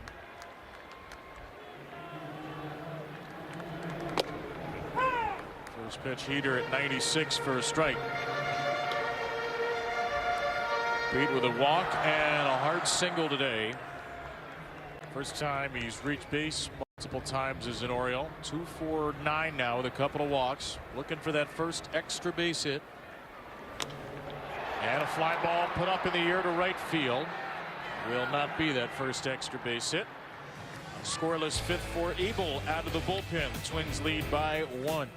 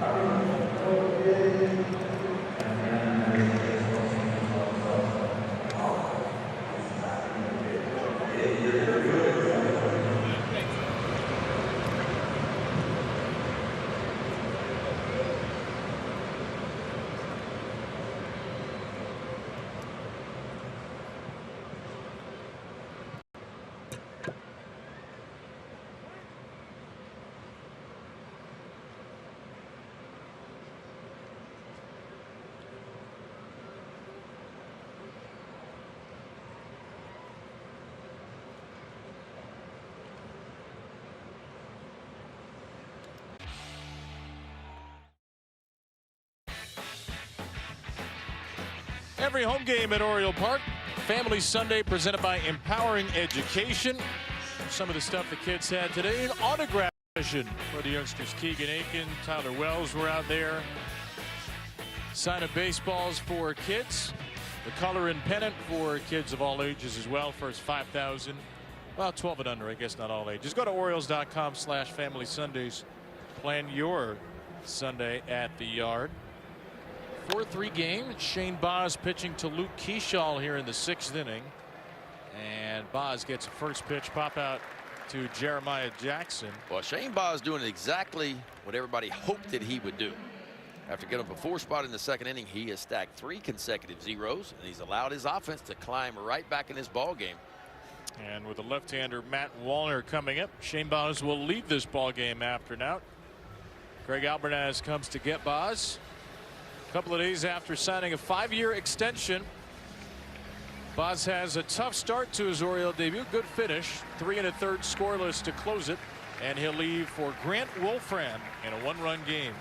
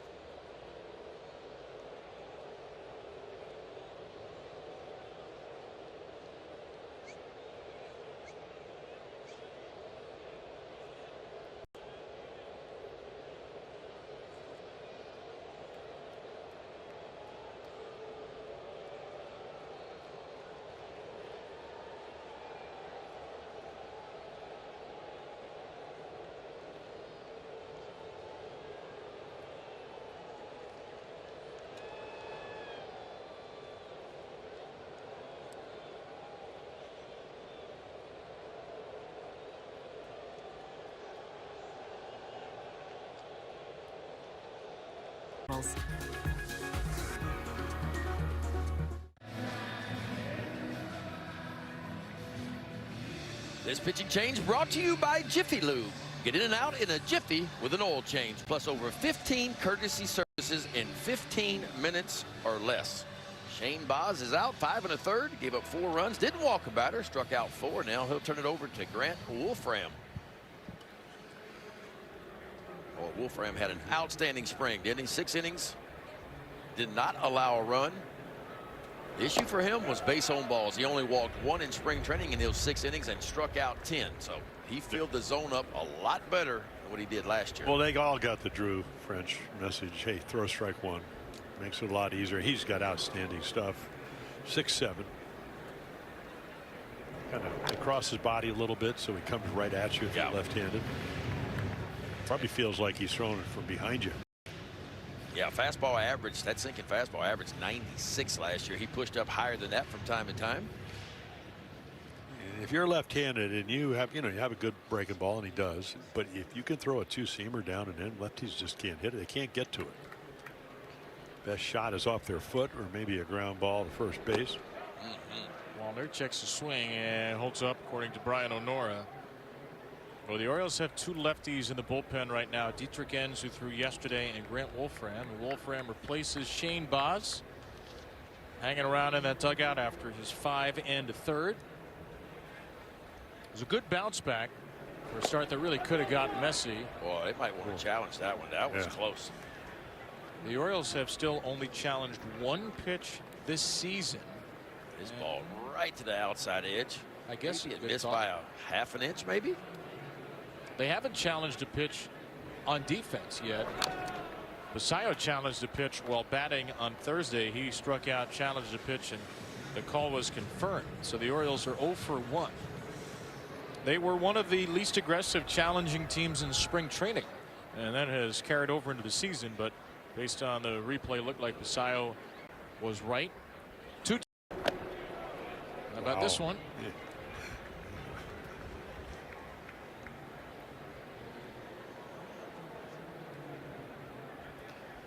The way he brought his glove down, probably a little bit out of the zone up. So 3-2. That's up as well. Basayo will challenge. The previous pitch was really ball. The catcher is challenging. Let's see. First challenge on defense for the Orioles ever. That might have been an emotional one. Yes. The pitch was a strike. Baltimore has 2 challenges remaining. Wow. Wow. I don't know if you'll ever see a closer challenge than that. Big Sam knows what he's doing back there. So for the 2nd time today, a challenge by a catcher flips a walk into a strikeout, and there are 2 down. And another high strike. Well, the catchers are the most consistent. I mean, I think so far we've seen that. More consistent getting it right than what the batters are, more consistent right getting it what the pitchers are as well. Would you say Verlander was the first guy to challenge? No, we were talking about who might be the first one. Okay. It would probably be somebody like Verlander. Josh Bell, left center field. That's in the gap for at least 1 base. Beavers will heave it in towards second. Bell's already been thrown once today, but he hustles in for a double. And boy, it's a good thing that Wallner walk got overturned now. 2 doubles in the game for Josh Bell, who's reached all 3 times. Boy, Josh Bell was lumbering coming around first base. I didn't know if he was going to get there or not. Pretty good move. 95, kind of up and in, got the barrel to it.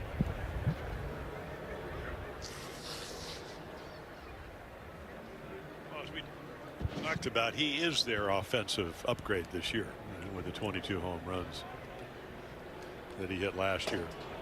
That one gets away from Basayo on the first pitch to the switch hitter Caratini. And Bell advances to 3rd.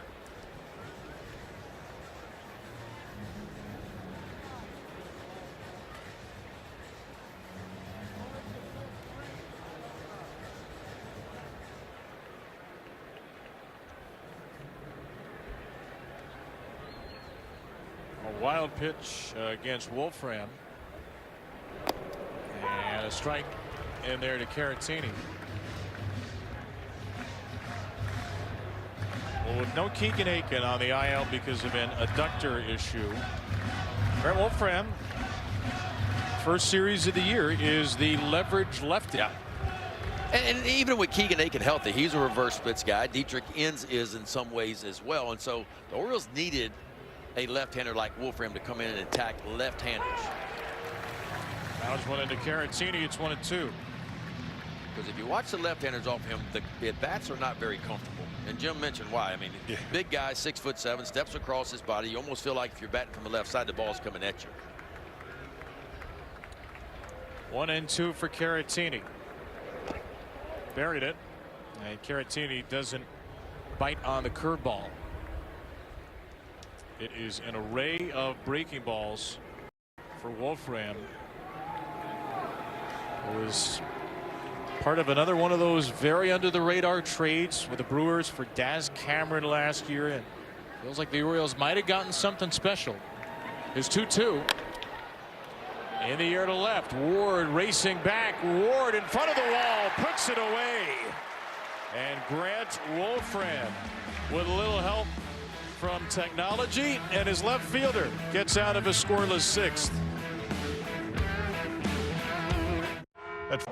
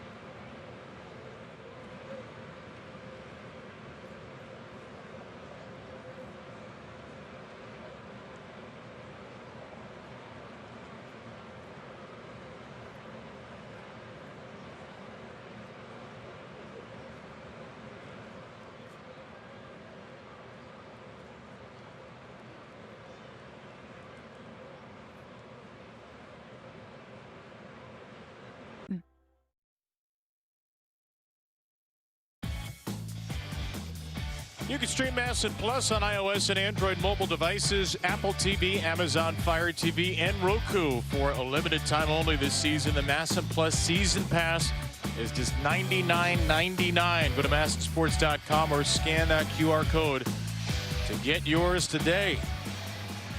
Orioles get out of a sticky situation in the top of the sixth. Let's go O's, the drawn on sign on this Family Sunday. I saw a fan on the board before the top of the sixth on the video board here who had a sign, "I drove all the way from Baton Rouge just to talk to Ben." That's a long drive. I don't know where in the crowd this woman is. I assume she's not holding up the sign now. Mountcastle into right center field. Buxton on the run. He'll get there. He typically does. Yeah, it makes it look easy. Ball slicing away from him, and of course he's a couple of steps to right center anyway. And I want to know how long of a drive, as we see the Buxton catch, that would be from Baton Rouge to Baltimore. Well, it may save you some time if you have to go through, you know. Yeah, I'm supposed to fly home tonight, so I may just hitch a ride home. May get home faster. Well, what time's your flight? 7:45. Yeah, you're probably already late. I was supposed to be at the airport to go through TSA check lines 2 hours ago. Well, no, that's BWI. Yeah. Actually, if you look very closely on the flat court, you can see the line to BWI forming all the way back here. I'm already contemplating what time I have to leave for an 8 o'clock flight on Thursday. You got to leave the night before? Well, just sleep. Just get in line. Yeah. Kevin, you got an extra sleeping bag or something like that? I'm going to have to find one. Yeah, there they are. They're in line for That's BWI the line flights. from BWI to right there. That's the end of the line. Great that you can watch a ball game, though, while waiting for your flight. Asayo swings and misses at a changeup, 1-2 for Mick Abel. By the way, a pass ball, the official scoring on the Wolfram pitch last inning. As it should have been. 1-2 from Mick Abel, former top Phillies prospect.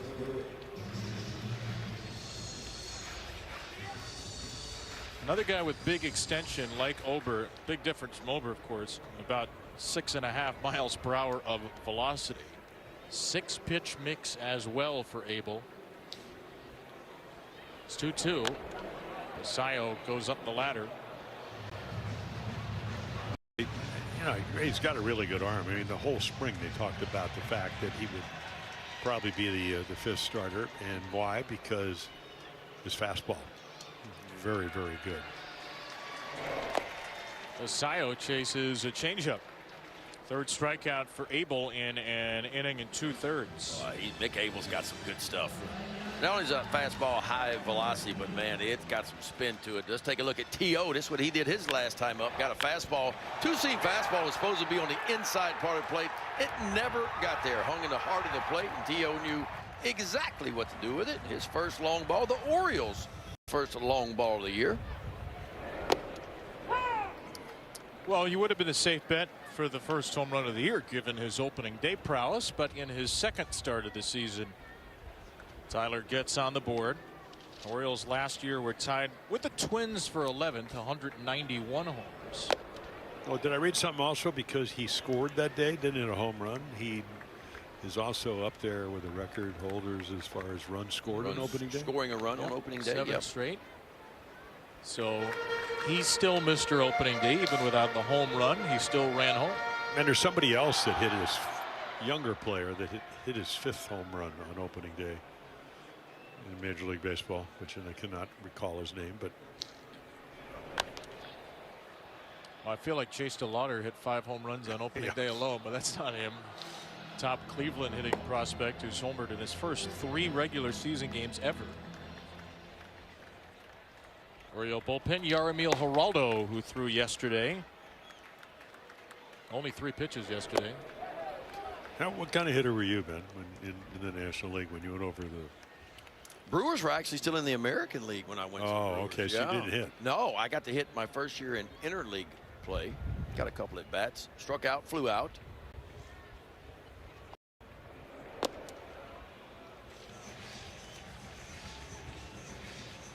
Who'd you face? I don't remember. It might have been Brett Tomko, maybe. Does that sound right? Oh, yeah. Brett Tomko. Yeah. He was around. 3-2.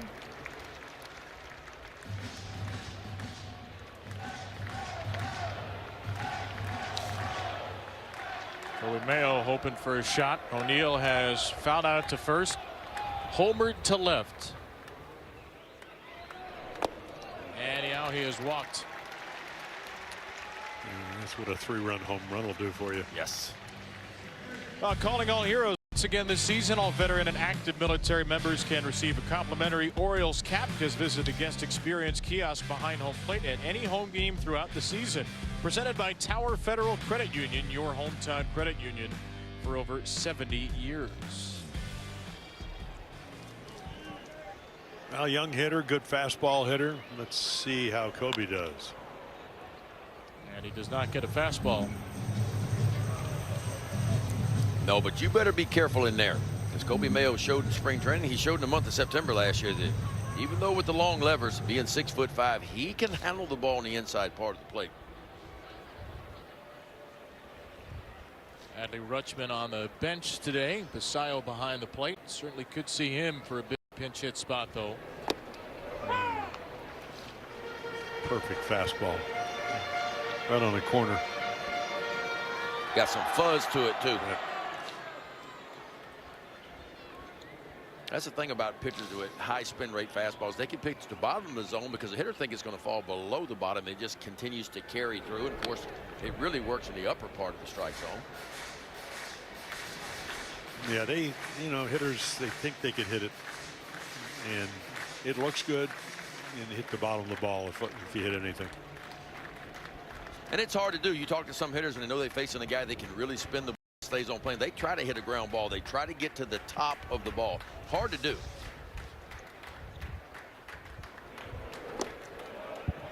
Who is the best at doing that, getting to the top of the ball? Well, a lot of guys. I would think maybe Yogi Berra, that hit 358 home runs and struck out 8 times and 600 at bats. or DeMai. I mean, you know, going way back. I mean, but all the big home run hitters, Aaron, Frank Robinson, they didn't strike out 100 times. In today's game, yeah, maybe Alex Bregman. Bregman's really good at getting to the top of a baseball. Well, how about Acuna Jr.? It seems like he hits everything. That dude, when I see him play, we saw him play in Atlanta a couple years ago. I thought he was the best player in baseball. Like when he's healthy, like well, the year he stole 72 bases, and did what, 49 home runs, 40-something homers. Yeah, I mean, and don't forget what he can do defensively too. He's as good as anybody in right field. Throws as well as anybody too. Probably, you know, Vlad Guerrero Jr. It's a guy that seems to match the plane of the ball. Whether if it's down, it's like he's playing golf, and if it's up, I don't know. It's like a sledgehammer, just hammers it. 1-2 after the visit from Caratini. O'Neill, the tying run is at first here in the 6th. And Mayo shoots a slider out of play. The at-bats have been good from Kobe early in the year. He's hit a lot of balls hard. He's walked twice. He's worked deep counts, but he is still searching for his first hit.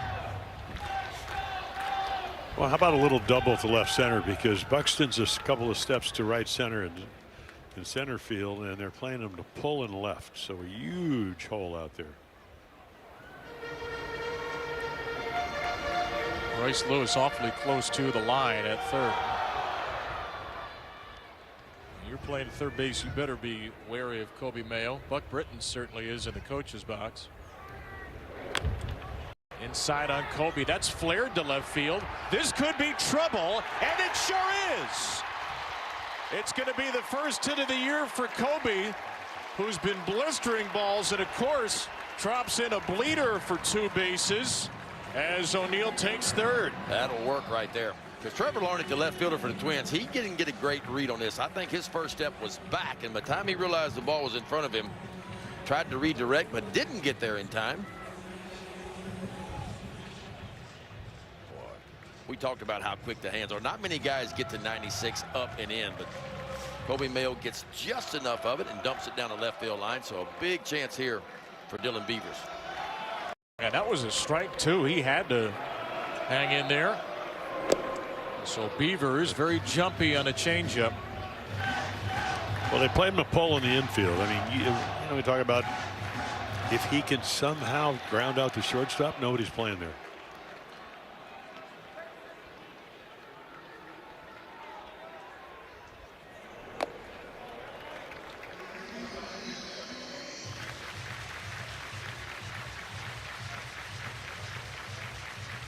Orioles new hitting coaches Dustin Lynn and Brady North are so pleased with Dylan Beavers. They love his swing. They love the way he can cover just about anything around the strike zone. A little jammed here on 97 down and in for strike 2. Yeah, the difficulty of his mission is if he doesn't play regularly, it will be the first time that's ever happened. You know, Double-A played all the time, Triple-A. Terrific year last year at Norfolk.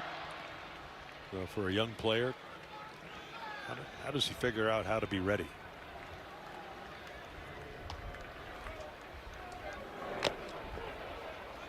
It's basically knocked it out of the mitt of a frustrated Caratini. Beavers stays alive.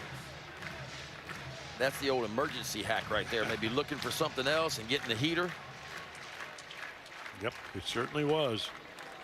One of the things that Dustin Lynn talked about, he's impressed that Dylan is able to keep his bat in the zone for a long time. Stays alive to set up this line drive, and the Orioles will take the lead into the right field corner. Beavers barging into second will hold up there. A 2-run double for Dylan Beavers. 5 straight for the Orioles, and they've rallied to jump in front in the 6th. Well, the way I'm looking at this, obviously it gives him the lead, but he throws a fastball by him that he does an emergency hack. What's the next pitch he comes back with? A changeup. Speeds the bat up. And for Dylan Beavers, he's able to stay on it. It stays in the zone. Doesn't hit it real hard, but he goes out and hooks it because he's easier to get to at 90 than 97. How about the Orioles today? 2 for 2 with runners in scoring position.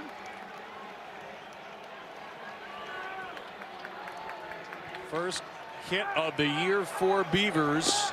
brought in O'Neill and Mayo. Remember, this all started with a 2-out walk to Tyler O'Neill, who was down 0-2 with 2 outs and nobody on. Keep the line moving, right?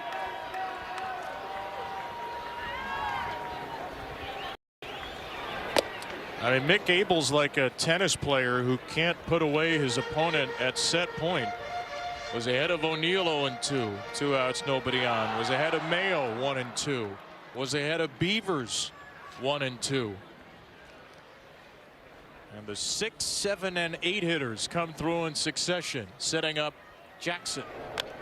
And Jeremiah is down 1-2. You talked about the in your keys to the game on the pregame about how the bottom part of the lineup has been so good for the Orioles. Yeah, the bottom part was responsible for all 3 runs the Orioles had scored in the first 2 games.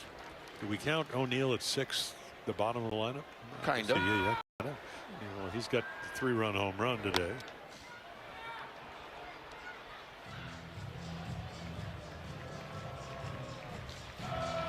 You guys often talk about reading bats and how you learn that from time. I wonder if that's one of those situations for Mick Abel where maybe he didn't read the swing of Beavers leading into the changeup. Yeah, certainly looked that way. And the Orioles are happy about it. Great adjustment by Dillon, too, of course, as Jeremiah takes ball 2. And look, sometimes it's the right pitch to throw, but always go back to the location, right? And if you go back to where that pitch was, it's kind of in the heart of the plate. It's elevated just. If he gets that changeup kind of down and away, it's probably a swing and miss or a weak ground ball to the right side. Good breaking ball ends the inning. 3 straight 2-strike 2-out base runners. Beavers with the biggest hit of this young bird season.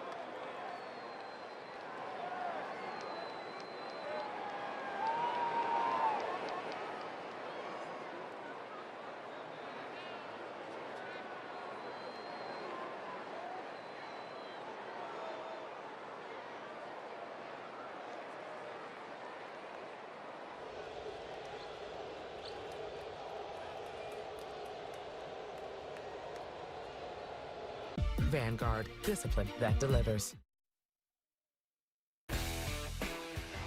Friday, April 24th, the Orioles celebrate HBCU and Divine Nine Night. Purchase the special ticket package and receive a limited edition bucket hat and ticket to the Orioles Red Sox game. Go to Orioles.com/ticket packages. Dillon Beavers has put the Orioles in the lead with a 2-run double. 5 straight runs for Baltimore after a 4-run Minnesota second. Tyler O'Neill scored on that double with a walk. He also has a 3-run homer. Kobe Mayo's double set it all up. And now Grant Wolfram pitches with the lead. Faces a pinch hitter, Austin Martin, batting for Trevor Larnach. Larnick's got to be saying, what do I have to do to stay in the lineup? How about 2 for 2 with an RBI? The Twins the last few years particularly have been the platoon masters, or among the platoon masters of baseball. Martin and Larnach are probably going to be interchangeable against left and right all season long, and Derek Shelton interchanges them here. Blaze Alexander has come into the game, a defensive replacement for Jeremiah Jackson at second. Jackson made the final out of the 6th inning. Well, there's nothing wrong with that either. You know, I played on a club where John Lowenstein and Redding, he hit, 1 year 36 home runs, the other one over 40. drive in about 120 runs. Casey Stengel with my first manager, Hank Bauer, Gene Woodling, the first hitting instructor when I was with the Orioles. And they won 5 straight World Series. So, you know, platooning can work if you got the right house. Martin, who had lead off against Trevor Rogers on Thursday, takes high here. And now the Orioles have to figure out how do we get 9 outs and maintain that 1-run lead.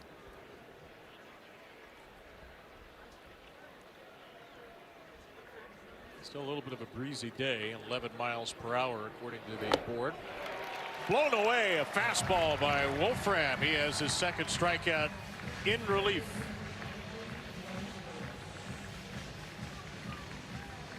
Up the ladder. Yeah, maybe not quite as much Oh, velo yeah. as you normally see. 93, but it works. Top of the zone. And Craig Albertaz comes to get him. With right-hander Royce Lewis coming up. Right-hander Yaramil Geraldo will come in.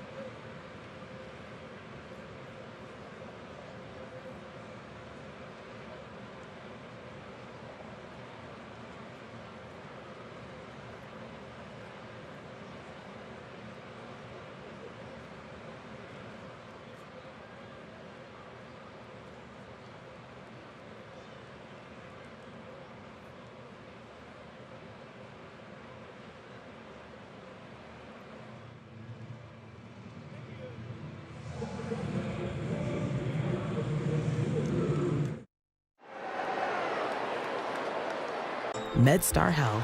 It's how we treat people. Tune in at 6 tomorrow to O's pregame extra. O's extra pregame presented by Bet365. Jack Leiter for the Rangers and the Oriole debut of Chris Bassett. T-Mobile members get free MLB TV. Redeem at T-Mobile.com/MLB. All part of T-Mobile opening week. And the Orioles with a 5-4 lead in the 7th. 1 out. Turn to Yaramil Geraldo. Royce Lewis with a deep fly ball to left. And that's going to sneak out of here. Lewis jumps on the first pitch from Geraldo and just barely squeezes it out over the fence. His second home run in as many games. And Minnesota has tied the game at 5. Yeah, it looked like a high slider. Definitely an all-speed pitch. Yeah, it stayed up. And you know, yes, it was a two-seam fastball right down the left field line. This one, again, you don't want to be throwing Lewis there because this is what he's capable of doing. I tell you what, the Twins have to be elated that he's, at least to this point, healthy and productive. Yeah, and down at the bottom part of that lineup doing some damage too in that 8 hole. 2-run homer yesterday on a fastball on the yeah plate. That was a slider kind of in the heart of the plate. Well, totally different day as far as weather-wise. I mean, it's warmer, but the wind also. Yesterday blowing in, today blowing right where that ball was hit, to left center field. Well, they're the numbers last season on Geraldo, who threw 3 pitches yesterday, all to Byron Buxton, all sliders, all swung on and missed. And it was an eye-opening outing after a really good spring. But Geraldo's big problem last year in that limited sample size, home runs. And it's an early bugaboo in 2026.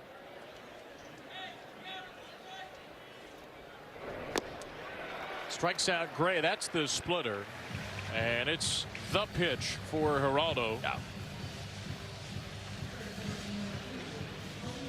Yeah, I feel like the slider is his third best pitch. The fastball and it is right here. That's about as good a splitter. There's a perfect look at that splitter right there. And see, he starts it in the zone and just has it work gently off the outside edge. There's another one. Confirmed to Drew Fritz today. That is a splitter. And our friends at MLB are going to change that from a changeup to a splitter soon, officially. Not that Geraldo cares. It is a splitter, and there's a fastball 97. We didn't see a lot of that last year. Typically fastball right around 95 for him.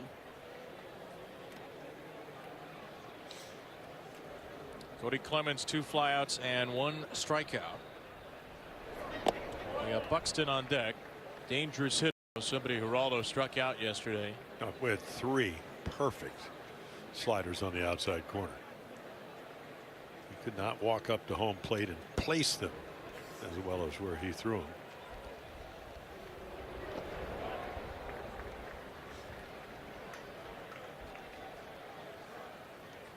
Geraldo and Nunez were the last 2 entrants into the bullpen, you'd imagine, with Keegan Aiken on the IL. Jackson Coar cleared waivers. Albert Suarez was reassigned to AAA. Kittredge with the shoulder problems. 3-1 is low. Geraldo will have to face Buxton for a second straight day after the Orioles walk the first Twins batter of the game. That'll bring Drew Fritz, Oriole pitching coach, out of the dugout quickly.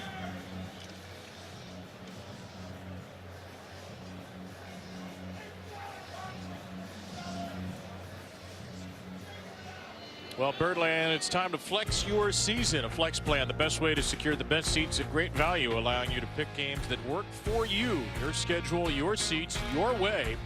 Start your flex plan today at Orioles.com/memberships or call 888-848-2473. It's a very angry looking Gunnar Henderson on that flex promo. That's a real flex. That is. Yeah, that's when he found out he wasn't in the lineup at the WBC. Often enough. A gold medal flex.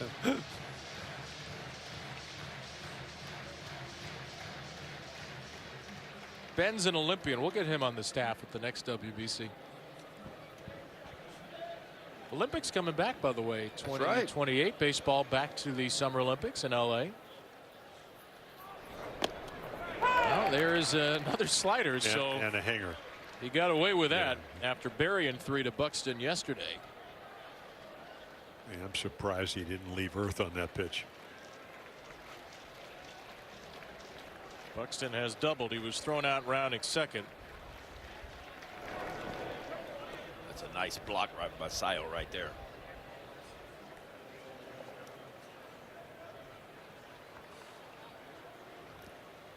Dominican battery. Geraldo from Santiago. Basayo from Santo Domingo. Geraldo's second big league season. Turned 30 over the offseason. And a slow splitter gets Buxton swinging.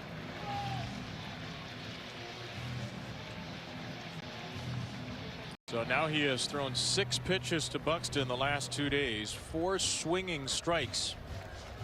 3 on the slider, that one on the split. And you would think Buxton's probably looking slider here.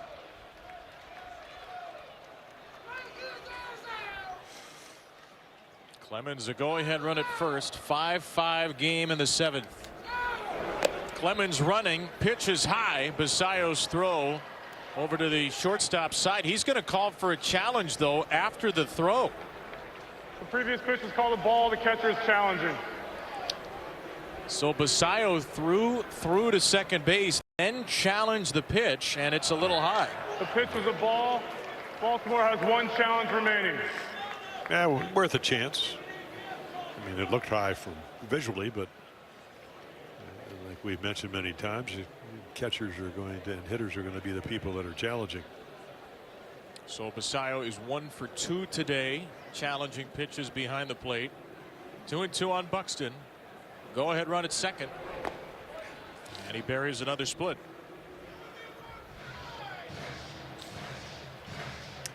Well, you got a guy that hit 35 home runs, veteran, and then there's Kershaw. Now, not that he didn't have a good year last year. You got first base Yeah, open, yeah. so this is about making your pitch. Your pitch. You would think so.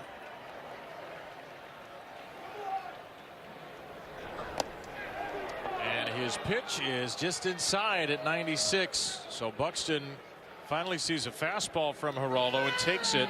The Twins have back-to-back 2-out walks. And I think Geraldo had the right idea right here. He just barely missed with that fastball on the inside part.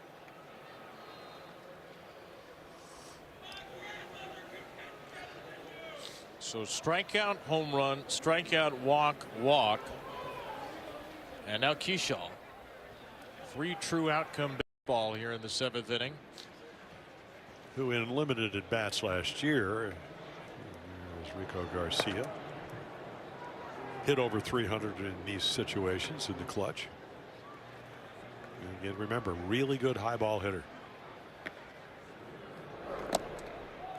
Wow. Ooh. Well, that one could have been. Well, again, you just challenged and lost. That would have been right on the edge, but the Orioles only have 1 challenge remaining. So 2-0 to Kershaw. In the dirt.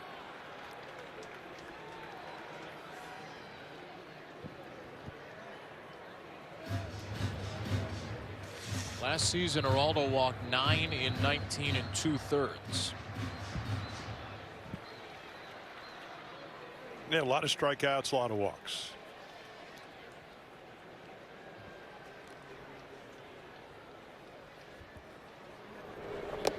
Ball 4 to Kershaw. 3 straight walks. And we're about to find out how warmed up Rico Garcia is. Go talk to him. That's the signal. Give me a little bit of time. Buy me some time. The Orioles do have 2 visits remaining. Basayo will use one of them. This may be a stall tactic.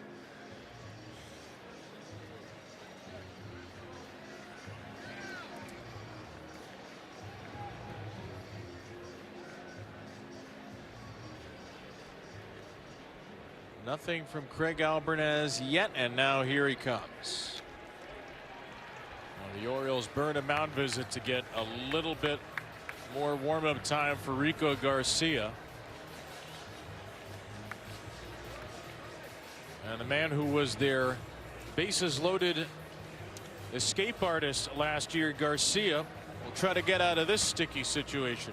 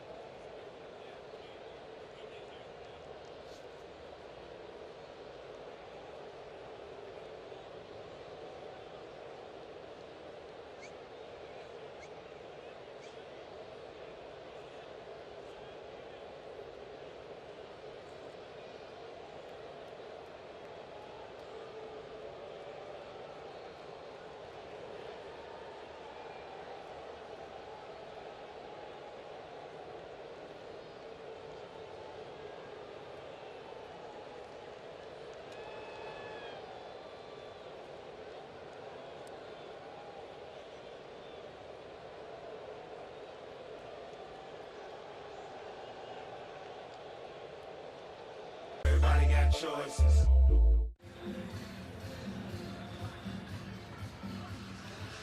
Yarmil Geraldo faced 5 batters, walked 3, struck out 1, gave up a home run to 1. 1 run on his ledger at the moment. Enrico Garcia, who got the Orioles out of a couple of big bases loaded jams last year, appropriately enough, makes his season debut with all 3 on. Yeah, I had a good year last year, obviously. 3 different teams, including the Orioles, with 29 appearances, a very good ERA.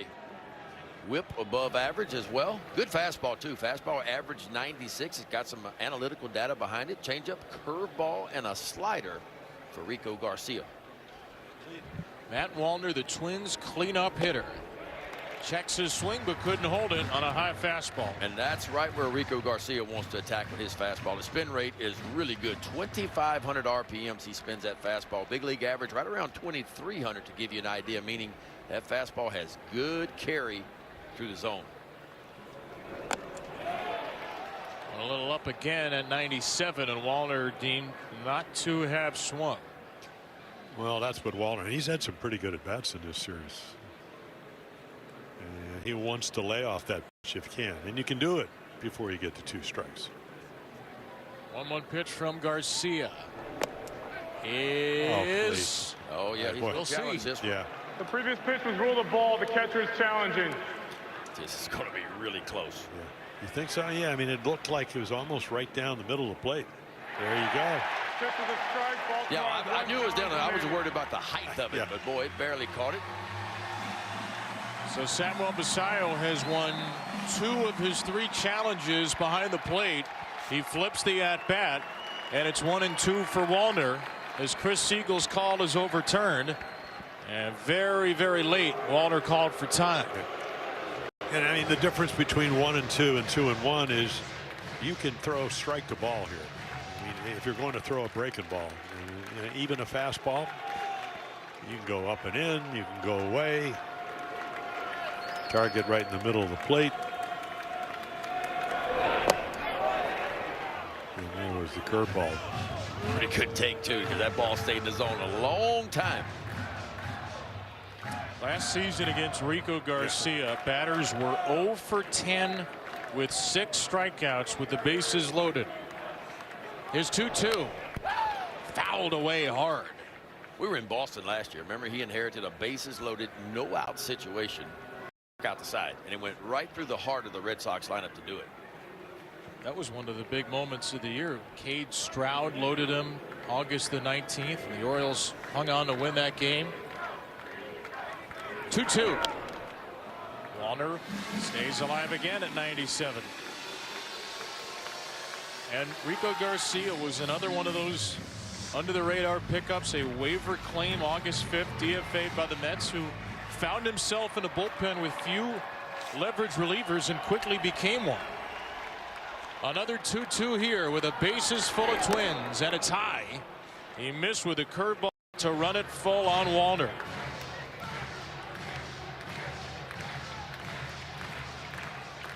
So the merry-go-round of Minnesotans will begin.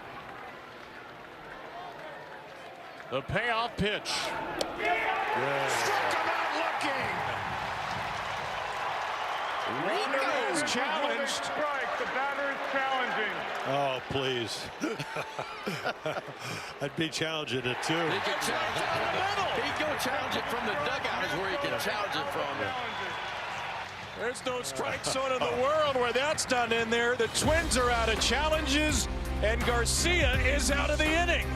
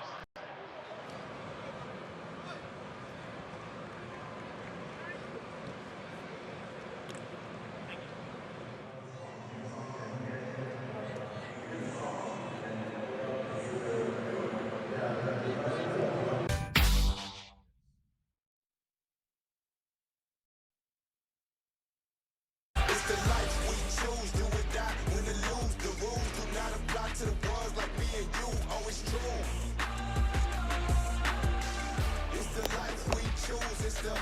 It's the risk we take every day. Make a break. The game will not forgive you making a mistake. Oh, it's true. It's the life we choose.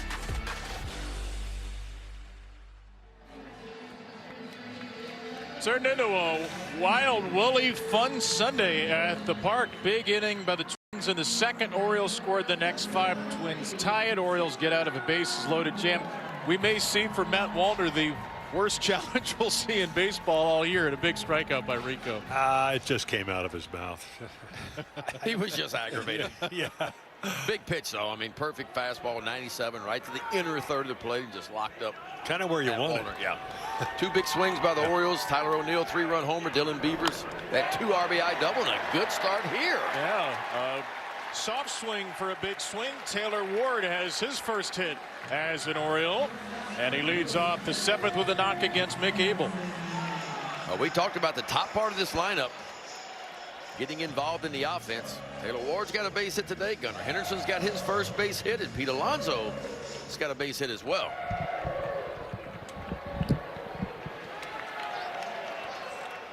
About time for Gunnar Henderson to hit one hard. The base hit in the 5th for Gunnar was a rousing 68 miles per hour. Only 3 of his 158 hits last year were hit softer. But he doesn't care. He's on the board, and we'll see if he can get the Orioles another run on the board. 2-0 count from the young Abel. Big Tyler Wells starting to get heated up in that Oriole bullpen.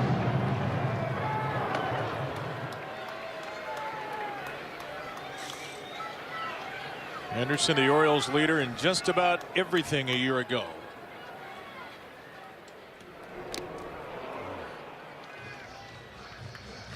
Trying to stay away from the fastball.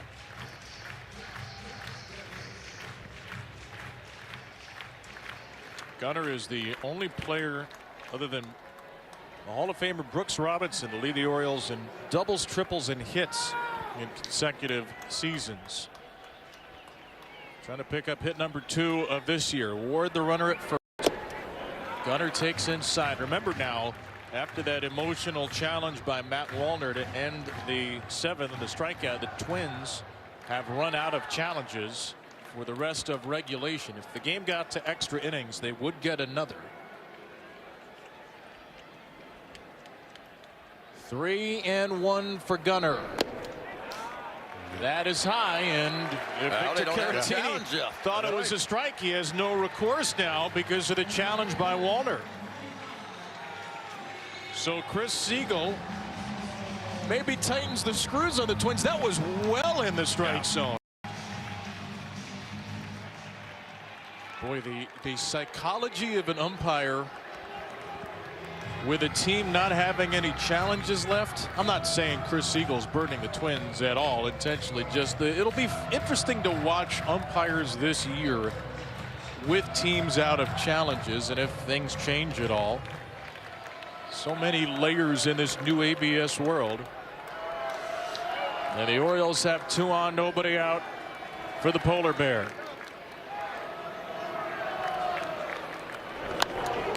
First pitch swinging, and Alonso sends one to the upper deck. Adley Rutschman has come out on deck to most likely pinch hit. That is in the Ryan Mountcastle spot. And nobody up in their bullpen because Abel was a starter in spring training, and once again you could see Caratini tried to bring it back into the strike zone.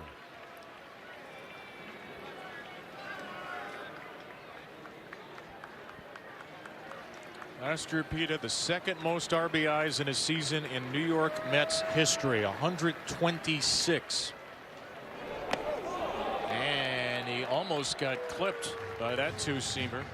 By the way, the player with the most RBIs in Mets history is also Pete Alonso, 131 back in 2022. So 118 or more 3 of the last 4 years for Pete. Most home runs in Mets history too, right? A little bit of everything. Strike 2-2, and Alonso's going to challenge. The previous pitch is called a strike. Baltimore's batter is challenging. Let's see if everybody's going to be out of challenges here. Oh, yes. Not yet. Ball. Baltimore has 1 challenge remaining. Don't figure they were hardly challenging for the first 2.5 games, and now the Orioles can't stop tapping their helmets.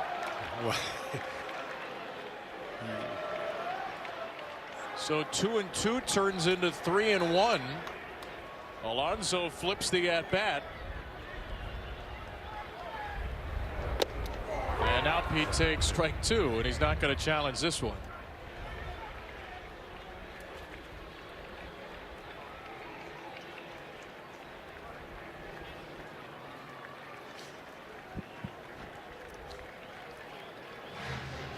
The assembled masses at Camden Yards have been cheering Pete Alonso all weekend from the orange carpet on down. He's looking for that first signature moment in Birdland. Got the first win, got the first hit. And he flips this ball to the right side. It's down for a base hit. Pete Alonso's first RBI as an Oriole is a go-ahead knock in the 7th. 6-5 Birds. Well, I tell you what, we talked about his ability to hit the ball to the backside of the field. That's where his first base hit of the day went, and his second one as well. Pushes across the go-ahead run. Gunnar Henderson goes first to third. Pete Alonso ends up at first with his first RBI of the season. Yeah, talk about hitting a pitcher's pitch. I mean, this is a blown away slider. Watch this, right on the end of the bat. Just not trying to do too much, right? He tries to hit home runs, strikes out a lot, but there cuts the swing down. And there you go, pay dirt, little soft liner. The Keyshaw looked like he almost had a chance to catch it.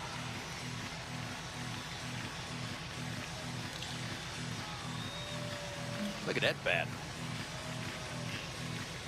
Not the normal cup on the end, is that?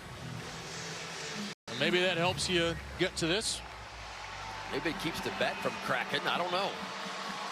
Yeah, it's not cupped and it's not rounded either. It's just sawed off, it almost looks like. Well, not a torpedo bat either. No. Maybe a torpedo bat. Yeah. Well said, as always. I'm just glad you're delivering the message with such sincerity. I know. Lorison is warming up for the Twins as Rutschman pinch hits for Mountcastle. So the infield comes in, not all the way, but first and third, because Gunnar went first to third on the play, and a fly ball to deep center. Adley Rutschman to the wall, off the fence. Henderson is in, and Alonso held at third. Adley Rutschman first pitch swinging. Now that's something new. 7-5 Baltimore. Wow, Craig Albanez pushing all the right buttons right now. Goes to his bench. He gets Adley Rutschman. He wastes no time at all. I'm talking about straightaway center field, almost a home run off the wall. Little off-speed pitch. He just goes out and circles that one. Kind of nice to have Adley sitting around, isn't it? Dial him in the 7th. Pretty good weapon to have coming off the bench.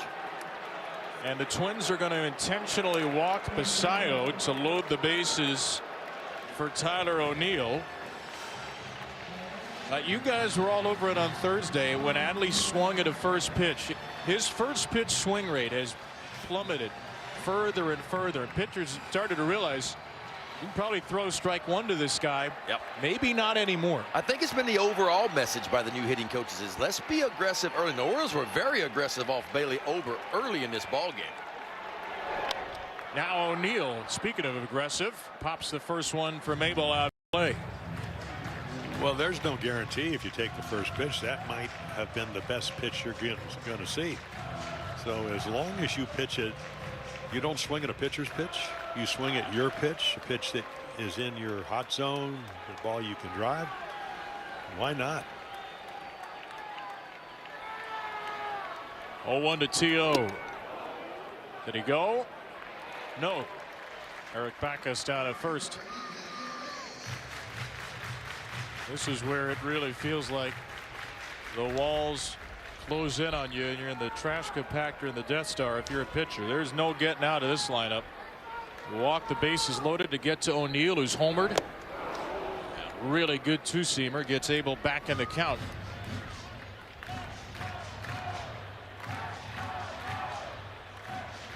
Mayo on deck after that.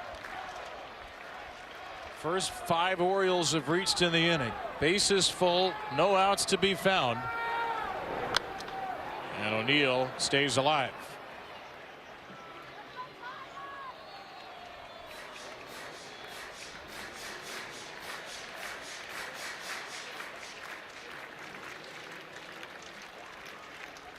Three 2-strike hits, 4 2-strike base runners against Abel for the Orioles in the last 2 innings. Once again, boy, you can't challenge.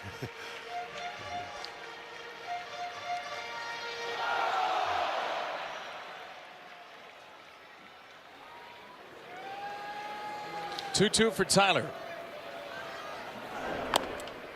Slowly hit to shortstop. Gray will go to the plate for the out. O'Neill beats the return throw. So the Twins get the lead man Alonso at the dish. Bases loaded and 1 out on the 6-2 fielder's choice.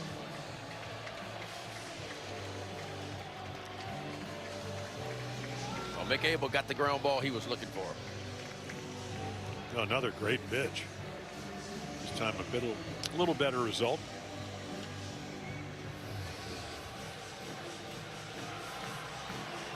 Oh, it just feels like the Orioles got to get at least one more here. Little insurance. This is the interesting part about a piggyback and developing a young pitcher in the big leagues. You can do that, but it might hurt you trying to win games. Of course, the Twins were 70 and 92. I mean, they're not expected to compete, but you're not throwing in the towel game 3. But they feel that with some off days early, they want to get Abel and Ober some innings. Used the bullpen a lot yesterday, 5 relievers, and they're going to let Mick Abel try to work through this. Yeah. Plus, he had a great spring, so he earned his role, so to speak. He jumps ahead of Kobe 0-2. See if Kobe can just shorten up a little bit here and just try to put a ball in play. Push one deep enough, maybe for a sac fly.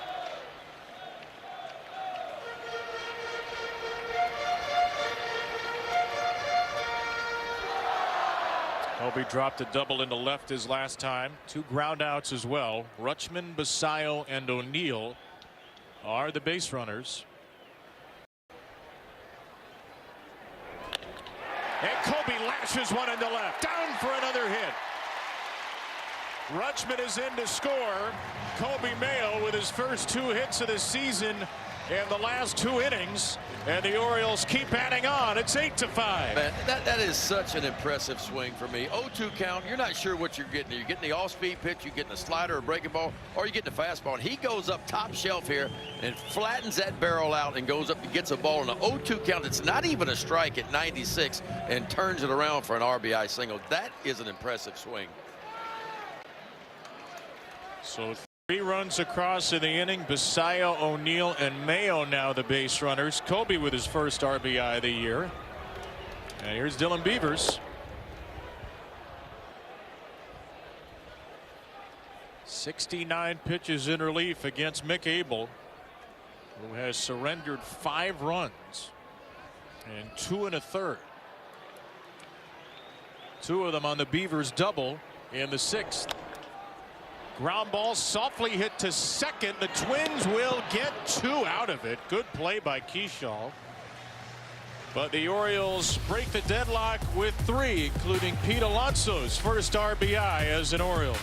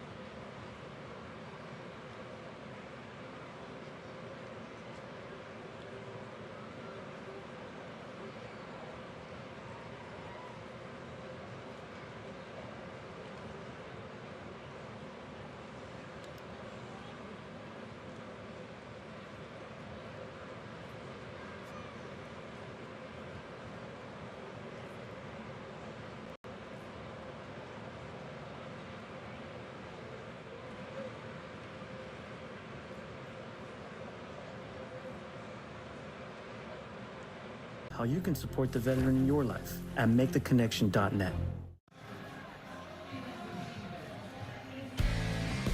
Score big on authentic gear at MLBshop.com. From official jerseys and memorabilia to hats and hoodies, we've got the season covered. Visit MLBshop.com/Orioles, the official source for your Baltimore Orioles gear.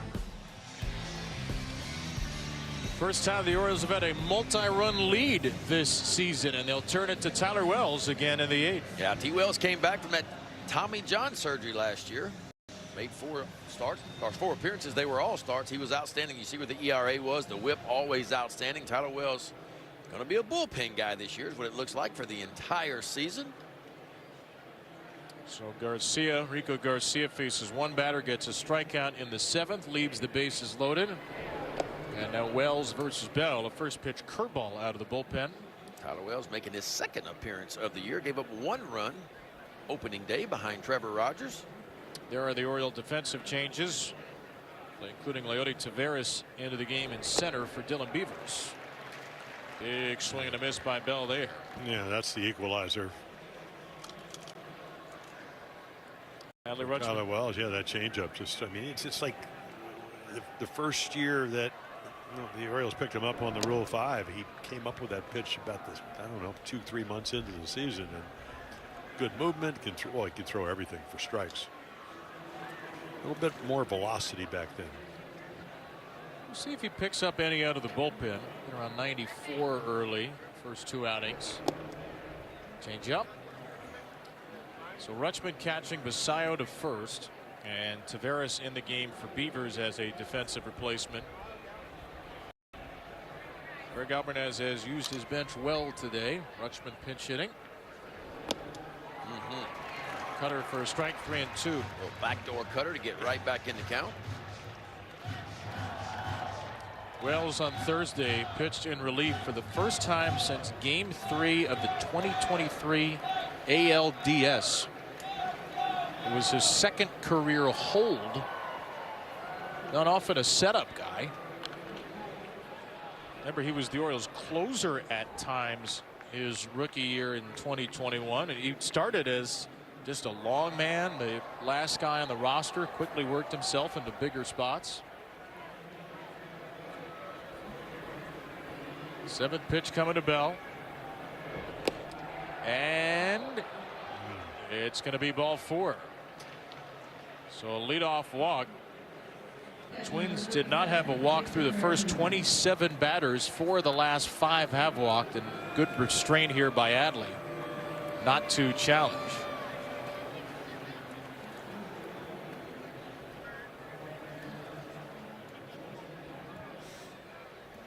Victor Caratini with a base hit and his first at bat.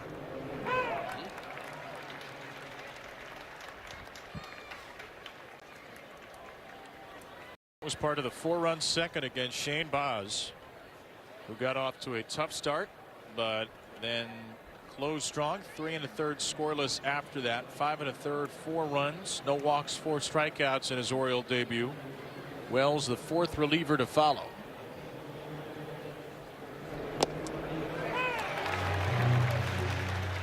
That's just pinpointed, isn't it?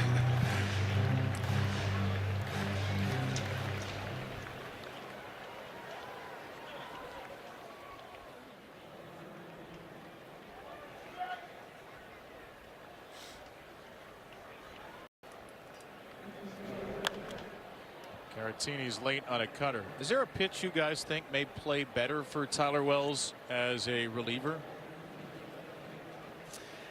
Well, obviously he thinks it's the cutter. He likes the cutter, yeah. And I'm telling you, his changeup is really good too, and he can get the lefties out with the changeup. Fastball command typically very good. That one slapped into center. It's a changeup knocked in for a base hit. Good swing by Caratini, and the first 2 Twins are aboard in the 8th. And again, what are you trying to do with 2 strikes? You're trying to make contact, and not a horrible pitch, but a better approach. Maybe a little bit more elevated than he wanted it to be, but look, that ball's not even a strike. That's just kind of leaning out there. Now, when I see a hitter be able to cover a ball, that means he's not respecting anything on the inside part of the plate. To be able to reach 10 inches off the outside edge and poke one out there, Well, the Twins will pinch hit in the 7th spot for the 2nd time. Trevor Larnach started the game. Austin Martin pinch hit in the 7th, and now James Outman hits for him. Now we know Outman has some pop, even if he had a tough year last year, because when the wall was moved back here in 2023 in left field, James Outman was the first left-handed hitter to homer over that wall when he was with the Dodgers. 23 home runs just 3 years ago. Outman has really faded badly since then. The last 2 seasons between the Dodgers and the Twins, Outman hit right around 140. 147 in 2024, 134 last year. But he's got a 3-0 count. Yeah, that first year, I mean, he struck out 181 times. That tells me he's got some holes in his swing, but he does have pop, and he could steal some bases. Struck out or stole 16 out of 19. 3-0. Not even close. This is very unlike Tyler Wells. Yeah, the leadoff walk with a 3-run lead is certainly not anything he wanted to do, and now he walks the bases loaded. Now the Orioles do still have 2 mound visits remaining. The last one wasn't credited on the Basayo walk-up, so Drew French is going to take one here. Yeah, we got Royce Lewis coming to bat. Obviously, he has been very hot in this series. Well, rubber game here. Orioles trying to get to 2-1 before the Texas Rangers come to town. Here's our upcoming schedule, brought to you by Science and Kirk. Injured in an accident? Call Science and Kirk or visit youhavealawyer.com. Remember, you have a lawyer. The Texas Rangers currently leading in Philly 8-3. Yeah, they got 6 runs off of Jesus Luzardo, who signed that extension. Yep. Tomorrow, Chris Bassett's Oriole debut. Jack Leiter, the scheduled starter for Texas. Like Yanier Cano starting to get heated up, that Oriole bullpen.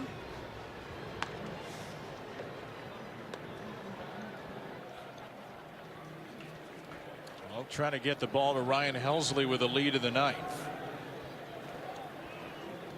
But here is Royce Lewis with the bases loaded for the 2nd time today. Mr. Grand Slam. Lewis struck out swinging in the 2nd. Tyler Wells misses with a 5th straight pitch here. Yeah, and I'm sure he paid attention. The home run off of Bradish yesterday, a sinker. Today, a slider that stayed up. And the ball is carrying. He's got tremendous power. Lewis chasing and missing his slider.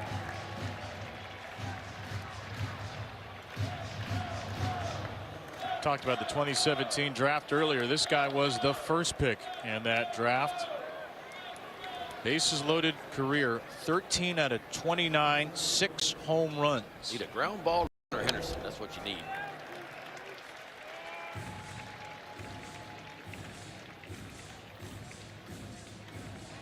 And now you get the discount. How about a strikeout? Strikeout would be good too. Get everything away, away, away. Nothing in.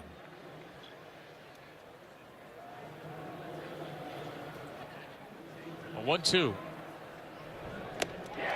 Came back toward the plate with a high changeup, and Wells strikes out Lewis.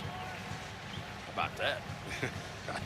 I'm not sure that's where he wanted to throw it, but it certainly worked. Sure, that's not where he wanted to throw it. Either. Trying to get it down and away, and it stayed up in the zone, but it worked the same. You see how far out in front Royce Lewis was.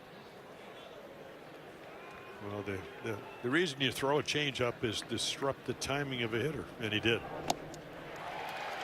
And he disrupts the timing of Tristan Gray from the very start. So Gray with already that 3-run double off of Shane Baz. He hit it to right center field. Gray, a career .207 hitter, .264 on base. His 48th big league game. Rays in 23, Marlins and A's in 24. Rays again last year, 8. more defensively inclined player in his career, but that 3-run double is the big hit for the Twins in the game. Bases loaded, 1 out. O's by 3. Gray takes a cutter for a strike.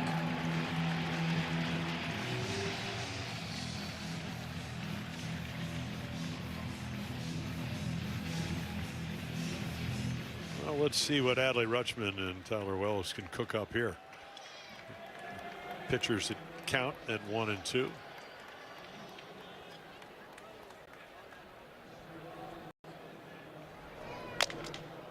A little flare up the middle. A base hit for Gray, whose bat exploded. It'll score 1. A large portion of the bat is right by Gray's feet at first, but he knocks a changeup through the box to make it 8-6. Ball hit right off the end of the bat. There's a good look at that changeup.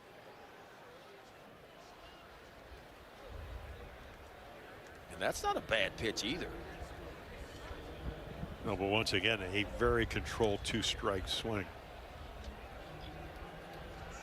So the tying runs are in scoring position. A going run at first, and here's Cody Clemens.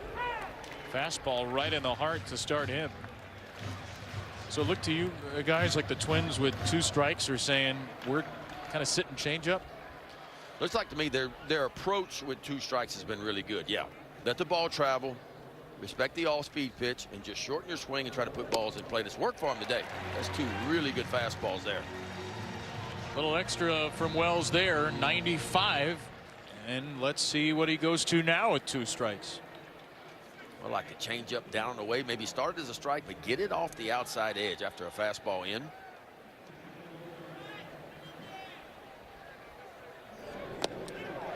Back door, he just missed with a cutter.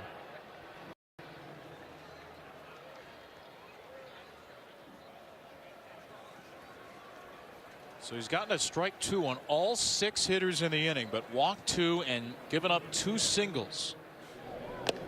There's a strikeout with a cutter. Down goes Clemens for the 2nd out, and a big one before Buxton. Yeah, Big Daddy turned it up a little bit these last couple of hitters too. Another backdoor cutter, exactly where Adley Rutschman was set up on the outside edge. And that will be the end of the inning for Wells. Gets 2 outs, gives up a run. It'll be Cano and Buxton with a bases full in a 2-run game.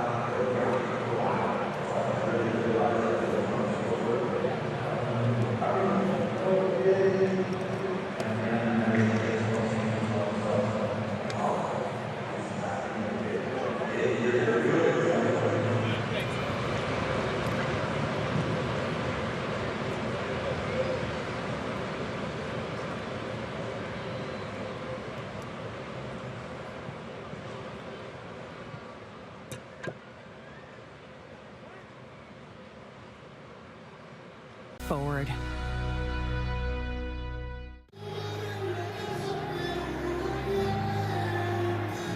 Well, Yanier Cano in behind Tyler Wells. Pitched yesterday, 1/3 of an inning, gave up 1 hit, no runs, struck out 1.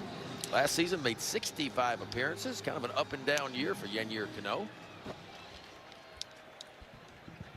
For the second straight inning, the Orioles bring in a reliever with the bases loaded and 2 outs. Rico Garcia struck out Matt Wallner in the 7th. Now Buxton, his only hit against Cano was a ground ball single yesterday. 8-6 Orioles, top of the 8th. Buxton misses a power sinker. Yeah, for Yenny, you got to get lefties out. Of course, Buxton's hitting right-handed, and the other thing last year, runners in scoring position come in with people on 372, so that number has to get back to more where it was a couple of years ago. 0-1 to Buxton. Down and away. And so added a splitter. Saw a really good slider for the strikeout the other day.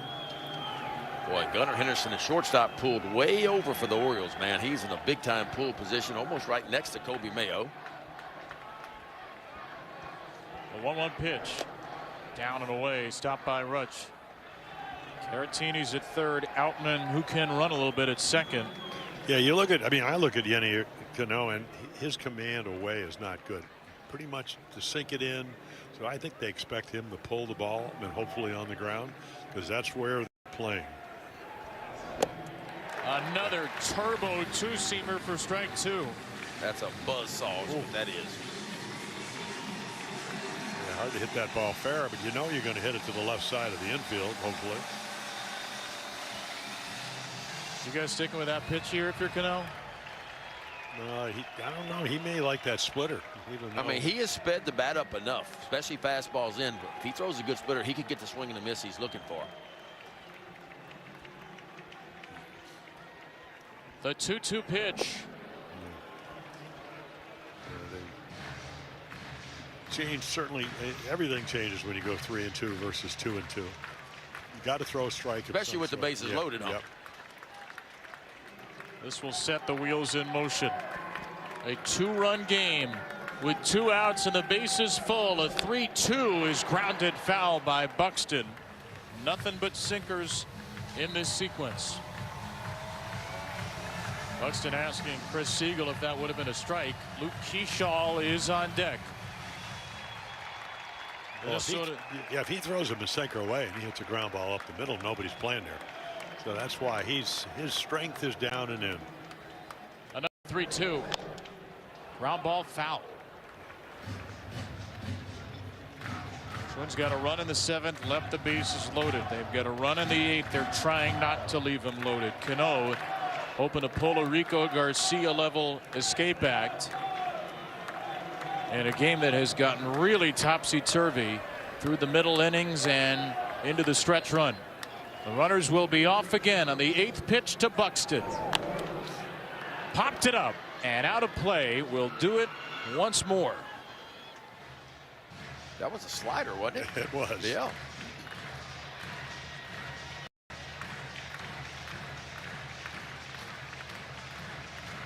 Greg Alvarez has used everybody in the bullpen but Enns and Nunez, who threw multiple innings yesterday, and the closer Ryan Helsley.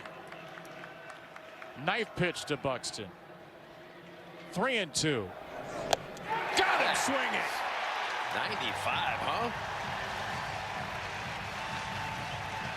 Just another run-of-the-mill inning for the Oriole bullpen. Yeah, Yennier Cano. Do it.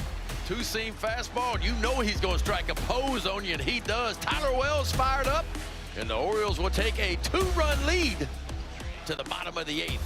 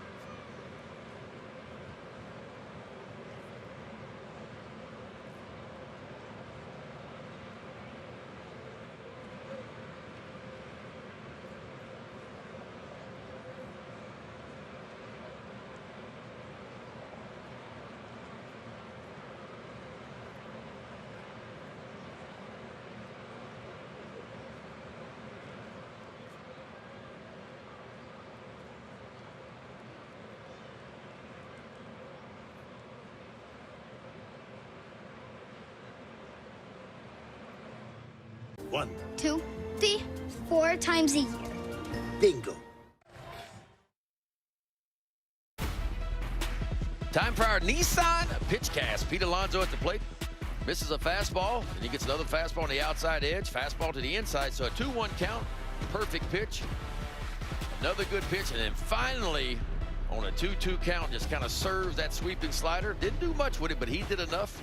That was his second base hit of the day, a 2-for-3 day for Pete Alonso, and his first RBI of the year. Part of a 3-run seventh, the Orioles snapped a 5-5 tie. They now lead 8-6. Blaze Alexander's first at-bat of the game, and he loops one over Keyshaw. Very Alonso-esque. So Blaze off the bench with a knock. And the defensive replacement flaps his wings.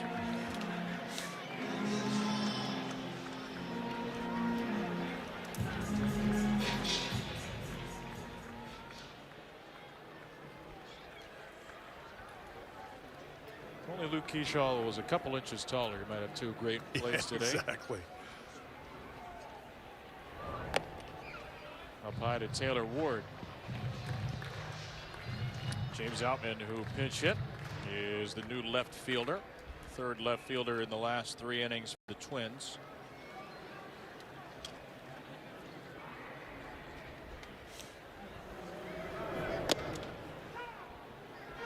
High strike called to Ward. First Oriole hit in the 7th for Taylor. And the new closer Ryan Helsley is warming up. Part of the Twins order due up in the 9th.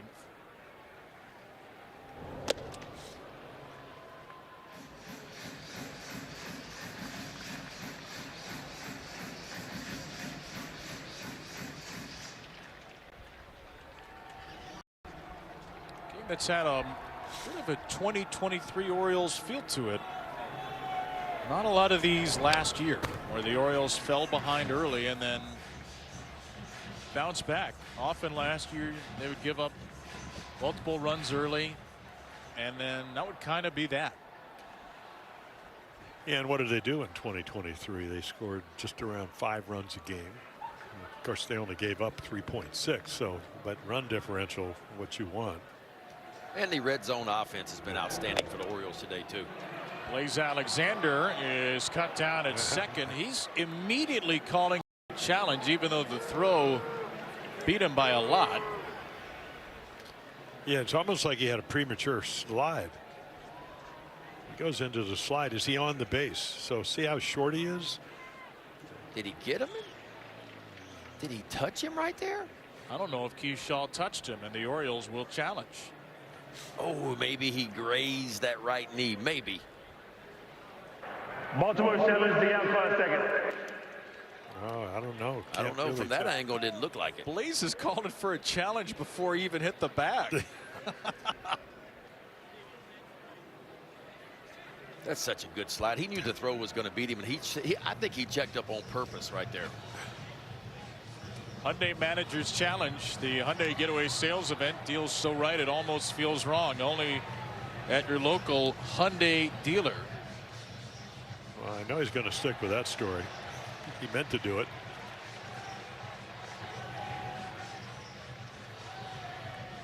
I don't know. Remember, in the Replay Review Center in New York, the league can stitch multiple angles together simultaneously. So from the previous angle, you couldn't tell for sure if the tag got him in the front. This angle, I think, gives you an idea too. And you can stitch those together simultaneously. And the ball doesn't move in his glove.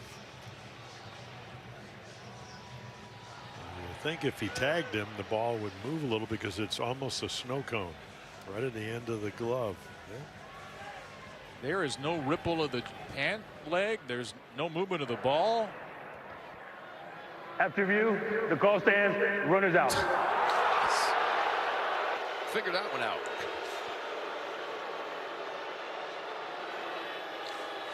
We're a few years into this, and I still do not understand some of the replay decisions from the Replay Review Center.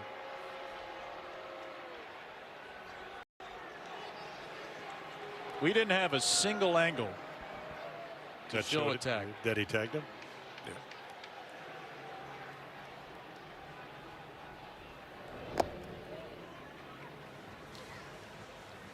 I mean, at least ABS, everybody's been measured, and now it's automatic. Yeah, where's the you're safe until proven guilty? We need the automated tag system. Fouled away by Ward. Still 3-2. Blaze is like, he didn't touch me. I promise he didn't touch me. He gets a little pat on the head from Craig Alvarez.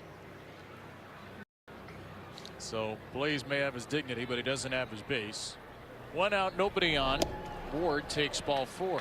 Second time on base for Taylor today. Well, you can join us at the all-new Truist Club this season, featuring VIP parking, private entrance, rotating menu, and beverage package. A first-of-its-kind destination. 350-seat space with prime home plate views, combining the atmosphere of this iconic ballpark with a premier game day environment. Here is Derek Shelton.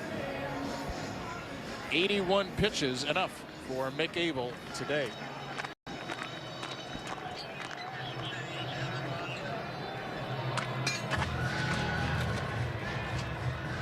This is the only.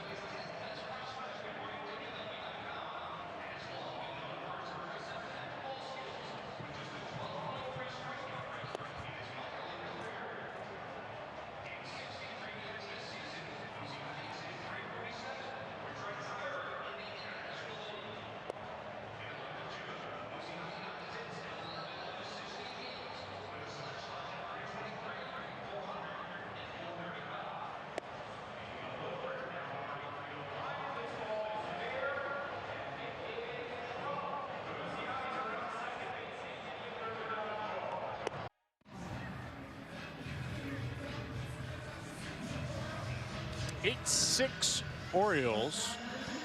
Bottom of the 8th inning, Anthony Banda will come in for the Twins after a long relief outing by Mick Abel to face Gunnar Henderson. Yeah, Banda last year with the Dodgers was busy. 71 appearances, had an outstanding year. Opponent's batting average just 197 off the left-hander Banda. It tells you how deep they are. They let him go. And he comes over to the Twins, played on the 2 consecutive World Championship teams for the Dodgers. A lot of sliders. That's what he threw last year. Right about 50% sliders. Yesterday threw 1 pitch to Gunnar, hit him. Gunnar didn't like that very much. Hit a batter, walked a batter, struck out 2 of the 4 he faced. Yeah, I think Abanda is a Dodger because he was a 2-time World Series champ, pitched a lot. He has pitched for 13 different organizations. I mean, this guy is the journeyman of journeymen. Down to first, there by Clemens, and the Twins get only 1. Henderson on a fielder's choice replaces Ward. Well, if you're left-handed and you can throw strikes and change speeds a little bit, you got a chance to pitch for a while. And he has. But his velocity's still pretty good. You know, mid-90s. Yeah, it's not like the old days. Got to be able to get both lefties and righties out because of the 3-batter minimum.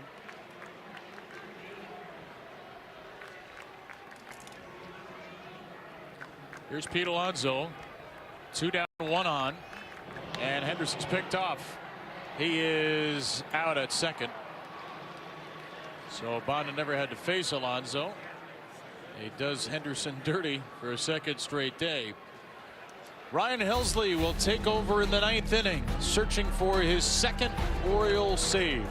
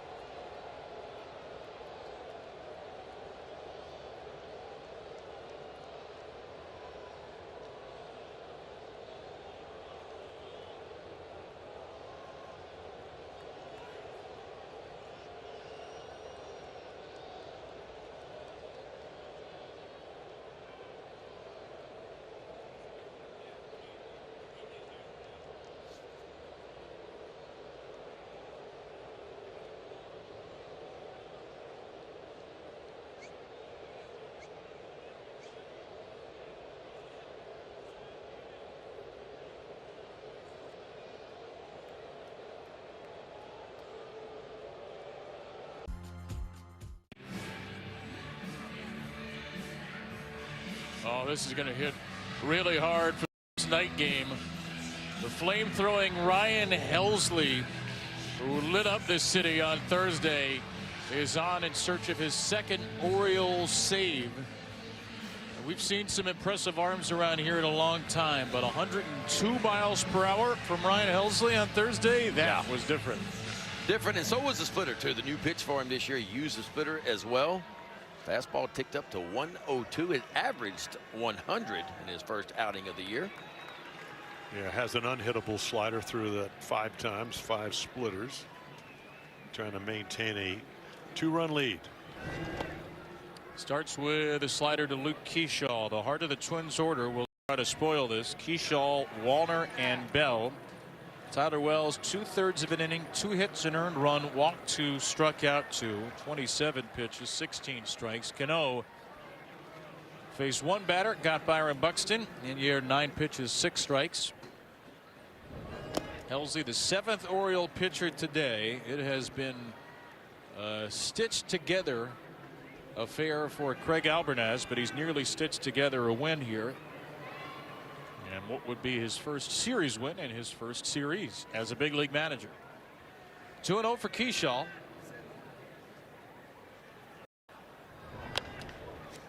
And late on a fastball at 97. Shane Baz went 5 1/3. Grant Wolfram an inning. Yaramil Geraldo and Rico Garcia each 1/3 of an inning. Tyler Wells 2/3 of an inning. Yennier Cano 1/3 of an inning. And finally Ryan Helsley. And not just Helsley, but Helsley and the Shadows. Keyshaw lines a ball through the Shadows into right. The Twins will bring up the tying run. That is the 12th hit. Go along with what, 5 walks?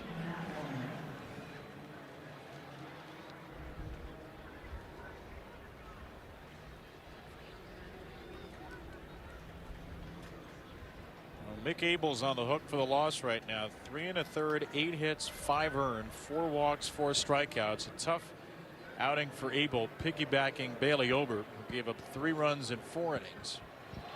But Matt Wallner, with good left-handed power, stands in. And Wallner did not swing at that slider. 2 first pitch sliders from Helsley to start his outing.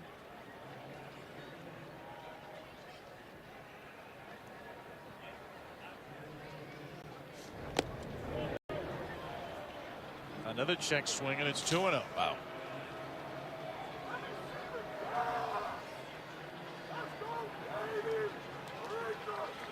Not been a day of great command for the Oriole bullpen. 5 walks between Geraldo and Wells.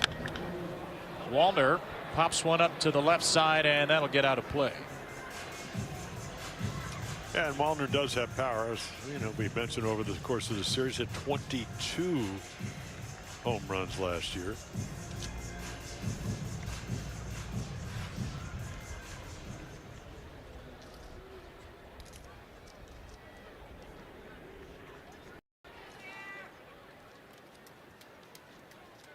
Two-one pitch. To the left side, Ward makes the catch of a sinking line drive.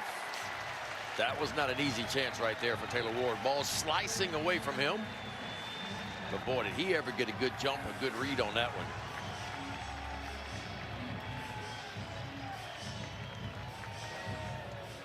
Boy, he's tracking and getting low.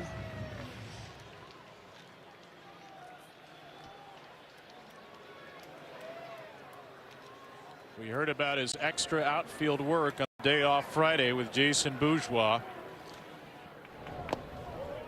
And Craig Albert has said Taylor Ward isn't Taylor Ward by accident.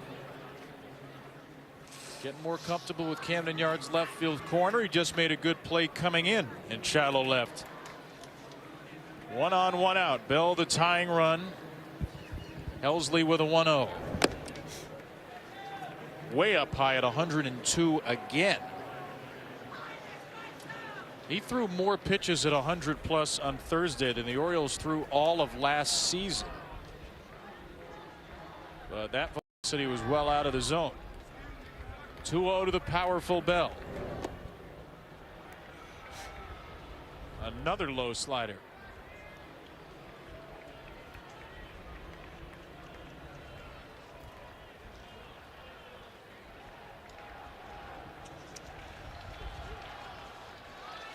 Bell has not been retired in 4 plate appearances today. Boy, be careful here.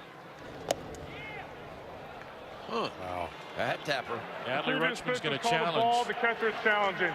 That is the 9th challenge of the afternoon between these two teams. And Adley wins it. The pitch is a strike.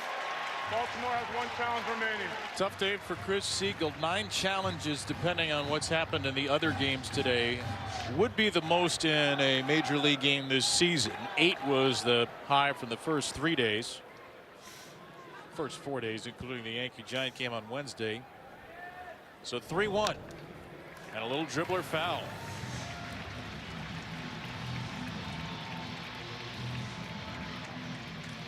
Well, a couple of times today, guys, these challenges have changed in at-bat. Very much so.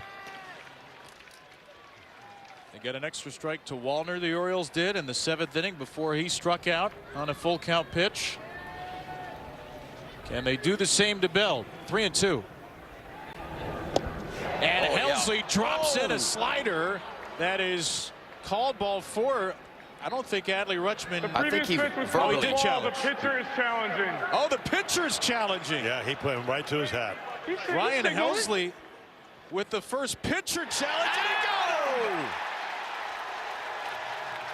The first challenge by an Orioles pitcher, and Derek Shelton is incensed. He didn't think Helsley got that off in time. Well, he went right to his hat. He came off the mound and tapped his hat. Laz Diaz is yelling at Derek Shelton to get back. And the runner, Keyshaw, will be sent back to first. And Derek Shelton's been thrown out. He's arguing with the robots. You can't defeat the robots.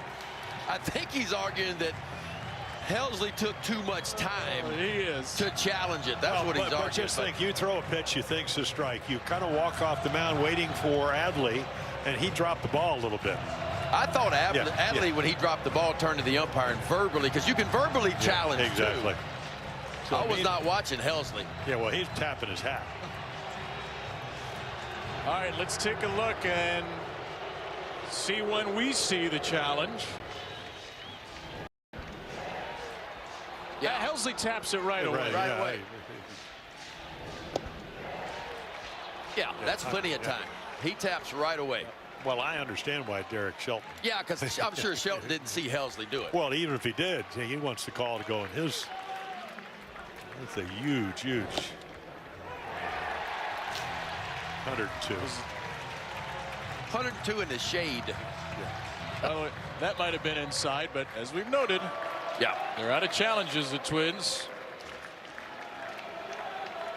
So Helsley buries Bell, and Shelton sees the showers with an out to go. Victor Caratini, the tying run with 2 outs. 0-1 coming. No. Now every close pitch, everybody in the ballpark is on edge. By the way, there had been 1 successful challenge across Major League Baseball by a pitcher coming into today. Hogan Harris of the Athletics. Caratini on the ground. Henderson, it skips off his glove. And the game will continue on the E6. Yeah, Gunnar was so good, and you talked about it, Kevin, the second half of the year, but only 8 errors last year. But normally shortstops can play the hop. This time, well, watch him. Watch what he does. He kind of gets hung up a little bit. He thinks about coming forward, then he sits back on his heel, then he comes forward again. So the ball kind of played him there. Yeah, exactly. So he could have played back. He had plenty of time. Catcher's running. You got to make. I mean, you can't throw a guy out if you don't catch the ball. Kind of got caught in between, is what he did. Because we know Gunnar. Gunnar likes to field the ball. He likes to trust himself coming in and catching the ball on the move. Ben, I want you to know that security checkpoint wait times are temporarily unavailable on the BWI Airport website. So we're not talking. The good news, I'm not going out of BWI. Okay, well, there you go. I may not be going out anywhere. 2 on, 2 out for James Outman. Let's see if Helsley can end it. 99 for strike 1. Boy, he lives on the edge, Ryan Helsley. Yeah, I think some people were concerned because Helsley didn't show this kind of velocity in spring training. It was more like 93 to 96. But boy, when the lights got bright and the stage got big, the velo ticked right back up to where it normally is. Yeah, and when your stuff is this good at 100, 102, and you have a slider, it's almost unhittable. But the splitter, the third pitch, and Drew French, the pitching coach, saying, hey, listen, you don't see too many guys come up with a new pitch and aren't afraid to use it. But boy, that's his third pitch here. So we'll see how he handles this. In the air to left field, Taylor Ward is there. Taylor Ward makes the catch. The Orioles come back from 4 runs down, take down the Twins 8-6, and take their first series of the season. A topsy-turvy day in Baltimore, Maryland, featuring 10 ABS challenges, 24 hits, and 14 runs. Helsley with a white knuckler of a save. Pete Alonso with his first Orioles RBI. Tyler O'Neill, a 3-run homer, the first home run of the year. Dylan Beavers, a big 2-run double, and big contributions up and down this lineup. I'll tell you what. Talk about twists and turns. You know, Vaz, obviously, you know, his first start, 55th of his career, has the one big inning. As we mentioned, good pitchers, they were able to come back, which he did. Allows the Orioles to come back, take the lead. You know, Tyler O'Neill with a big 3-run home run. Beavers with a 2-run double. So a lot of clutch hitting. And, you know, the Twins, give them credit. They walked, what, 6 times? Got 12 hits, hung in there. But at the end of the day, right here, look at this pitch right here. Abel makes a nice slider down and away. Alonso just lofts it over Keyshaw, the second baseman. And the Orioles will take the lead. And then they will add 2 more runs on the Beavers, double down the right field line. So Pete Alonso's first RBI as an Oriole, one of the game winners. Pete is with us right now. Pete, just zooming out from today, what's your first weekend as an Oriole felt like? I mean, it's been phenomenal, and I mean, we've played great team baseball over the past few games, and that's really all you can ask for. I mean, the defense and pitching's been incredible. The offense has done done a lot of necessary things to win ball games. I mean, it was just such a complete win today. I mean, you had a lot of defensive plays, a lot of big at-bats, and a lot of big outs from the pitching staff today. Just it's a gritty win for the boys, and glad we got the series win. Well, you know, a lot of strikeouts through the first 2 games, but today it looked like maybe Dustin Lynn had a little conversation and said, let's have some more controlled at bats. I thought the guys hit a lot of really good pitchers' pitches today. You included, of course, with that single over into right field. Yeah, no, I appreciate it, but also like the 3 and 4 o'clock games, you got to battle the shadows. You're not just battling the defense and the pitching staff. So we did a great job today, and thankfully the elements let us have a beautiful day to see the baseball. So yeah, 3 and 4 o'clock games, it's no bueno with all the shadows, but we grinded through it. We got the series dub. Pete, obviously you've been a great run producer, but not just from an extra base perspective. Can you take us through your approach and what you saw on that 3-2 slider from Mick Abel? Yeah, yeah. So I think it was the 2-1 and 3-1 pitch. He wanted to establish the outer half of the plate. Came sinker in early. Took a good swing on it, and for me, it was either one or two things. He first and second wanted a double play, and for me, I just wanted to do whatever I could, just stay to the big part of the field and stay long and through the baseball. So, yeah, I was just really happy I was able to stay on that slider as a pitcher's pitch, but. Yeah, really happy I was able to come through right there for the team. How about Ryan Helsley? You know, he gets a second save. You hit off him. Yeah. What can you tell the fans at home what that's like? It's tough. He's got an electric arm. I mean, he's got very big arm, and all of his stuff moves all over the place. It's really tough to hang in there, and I mean, again, he's nasty, and there's a reason why he's closing for us. Pete, thanks for being with us. Congratulations on a great first weekend. Thank you, guys. Go O's.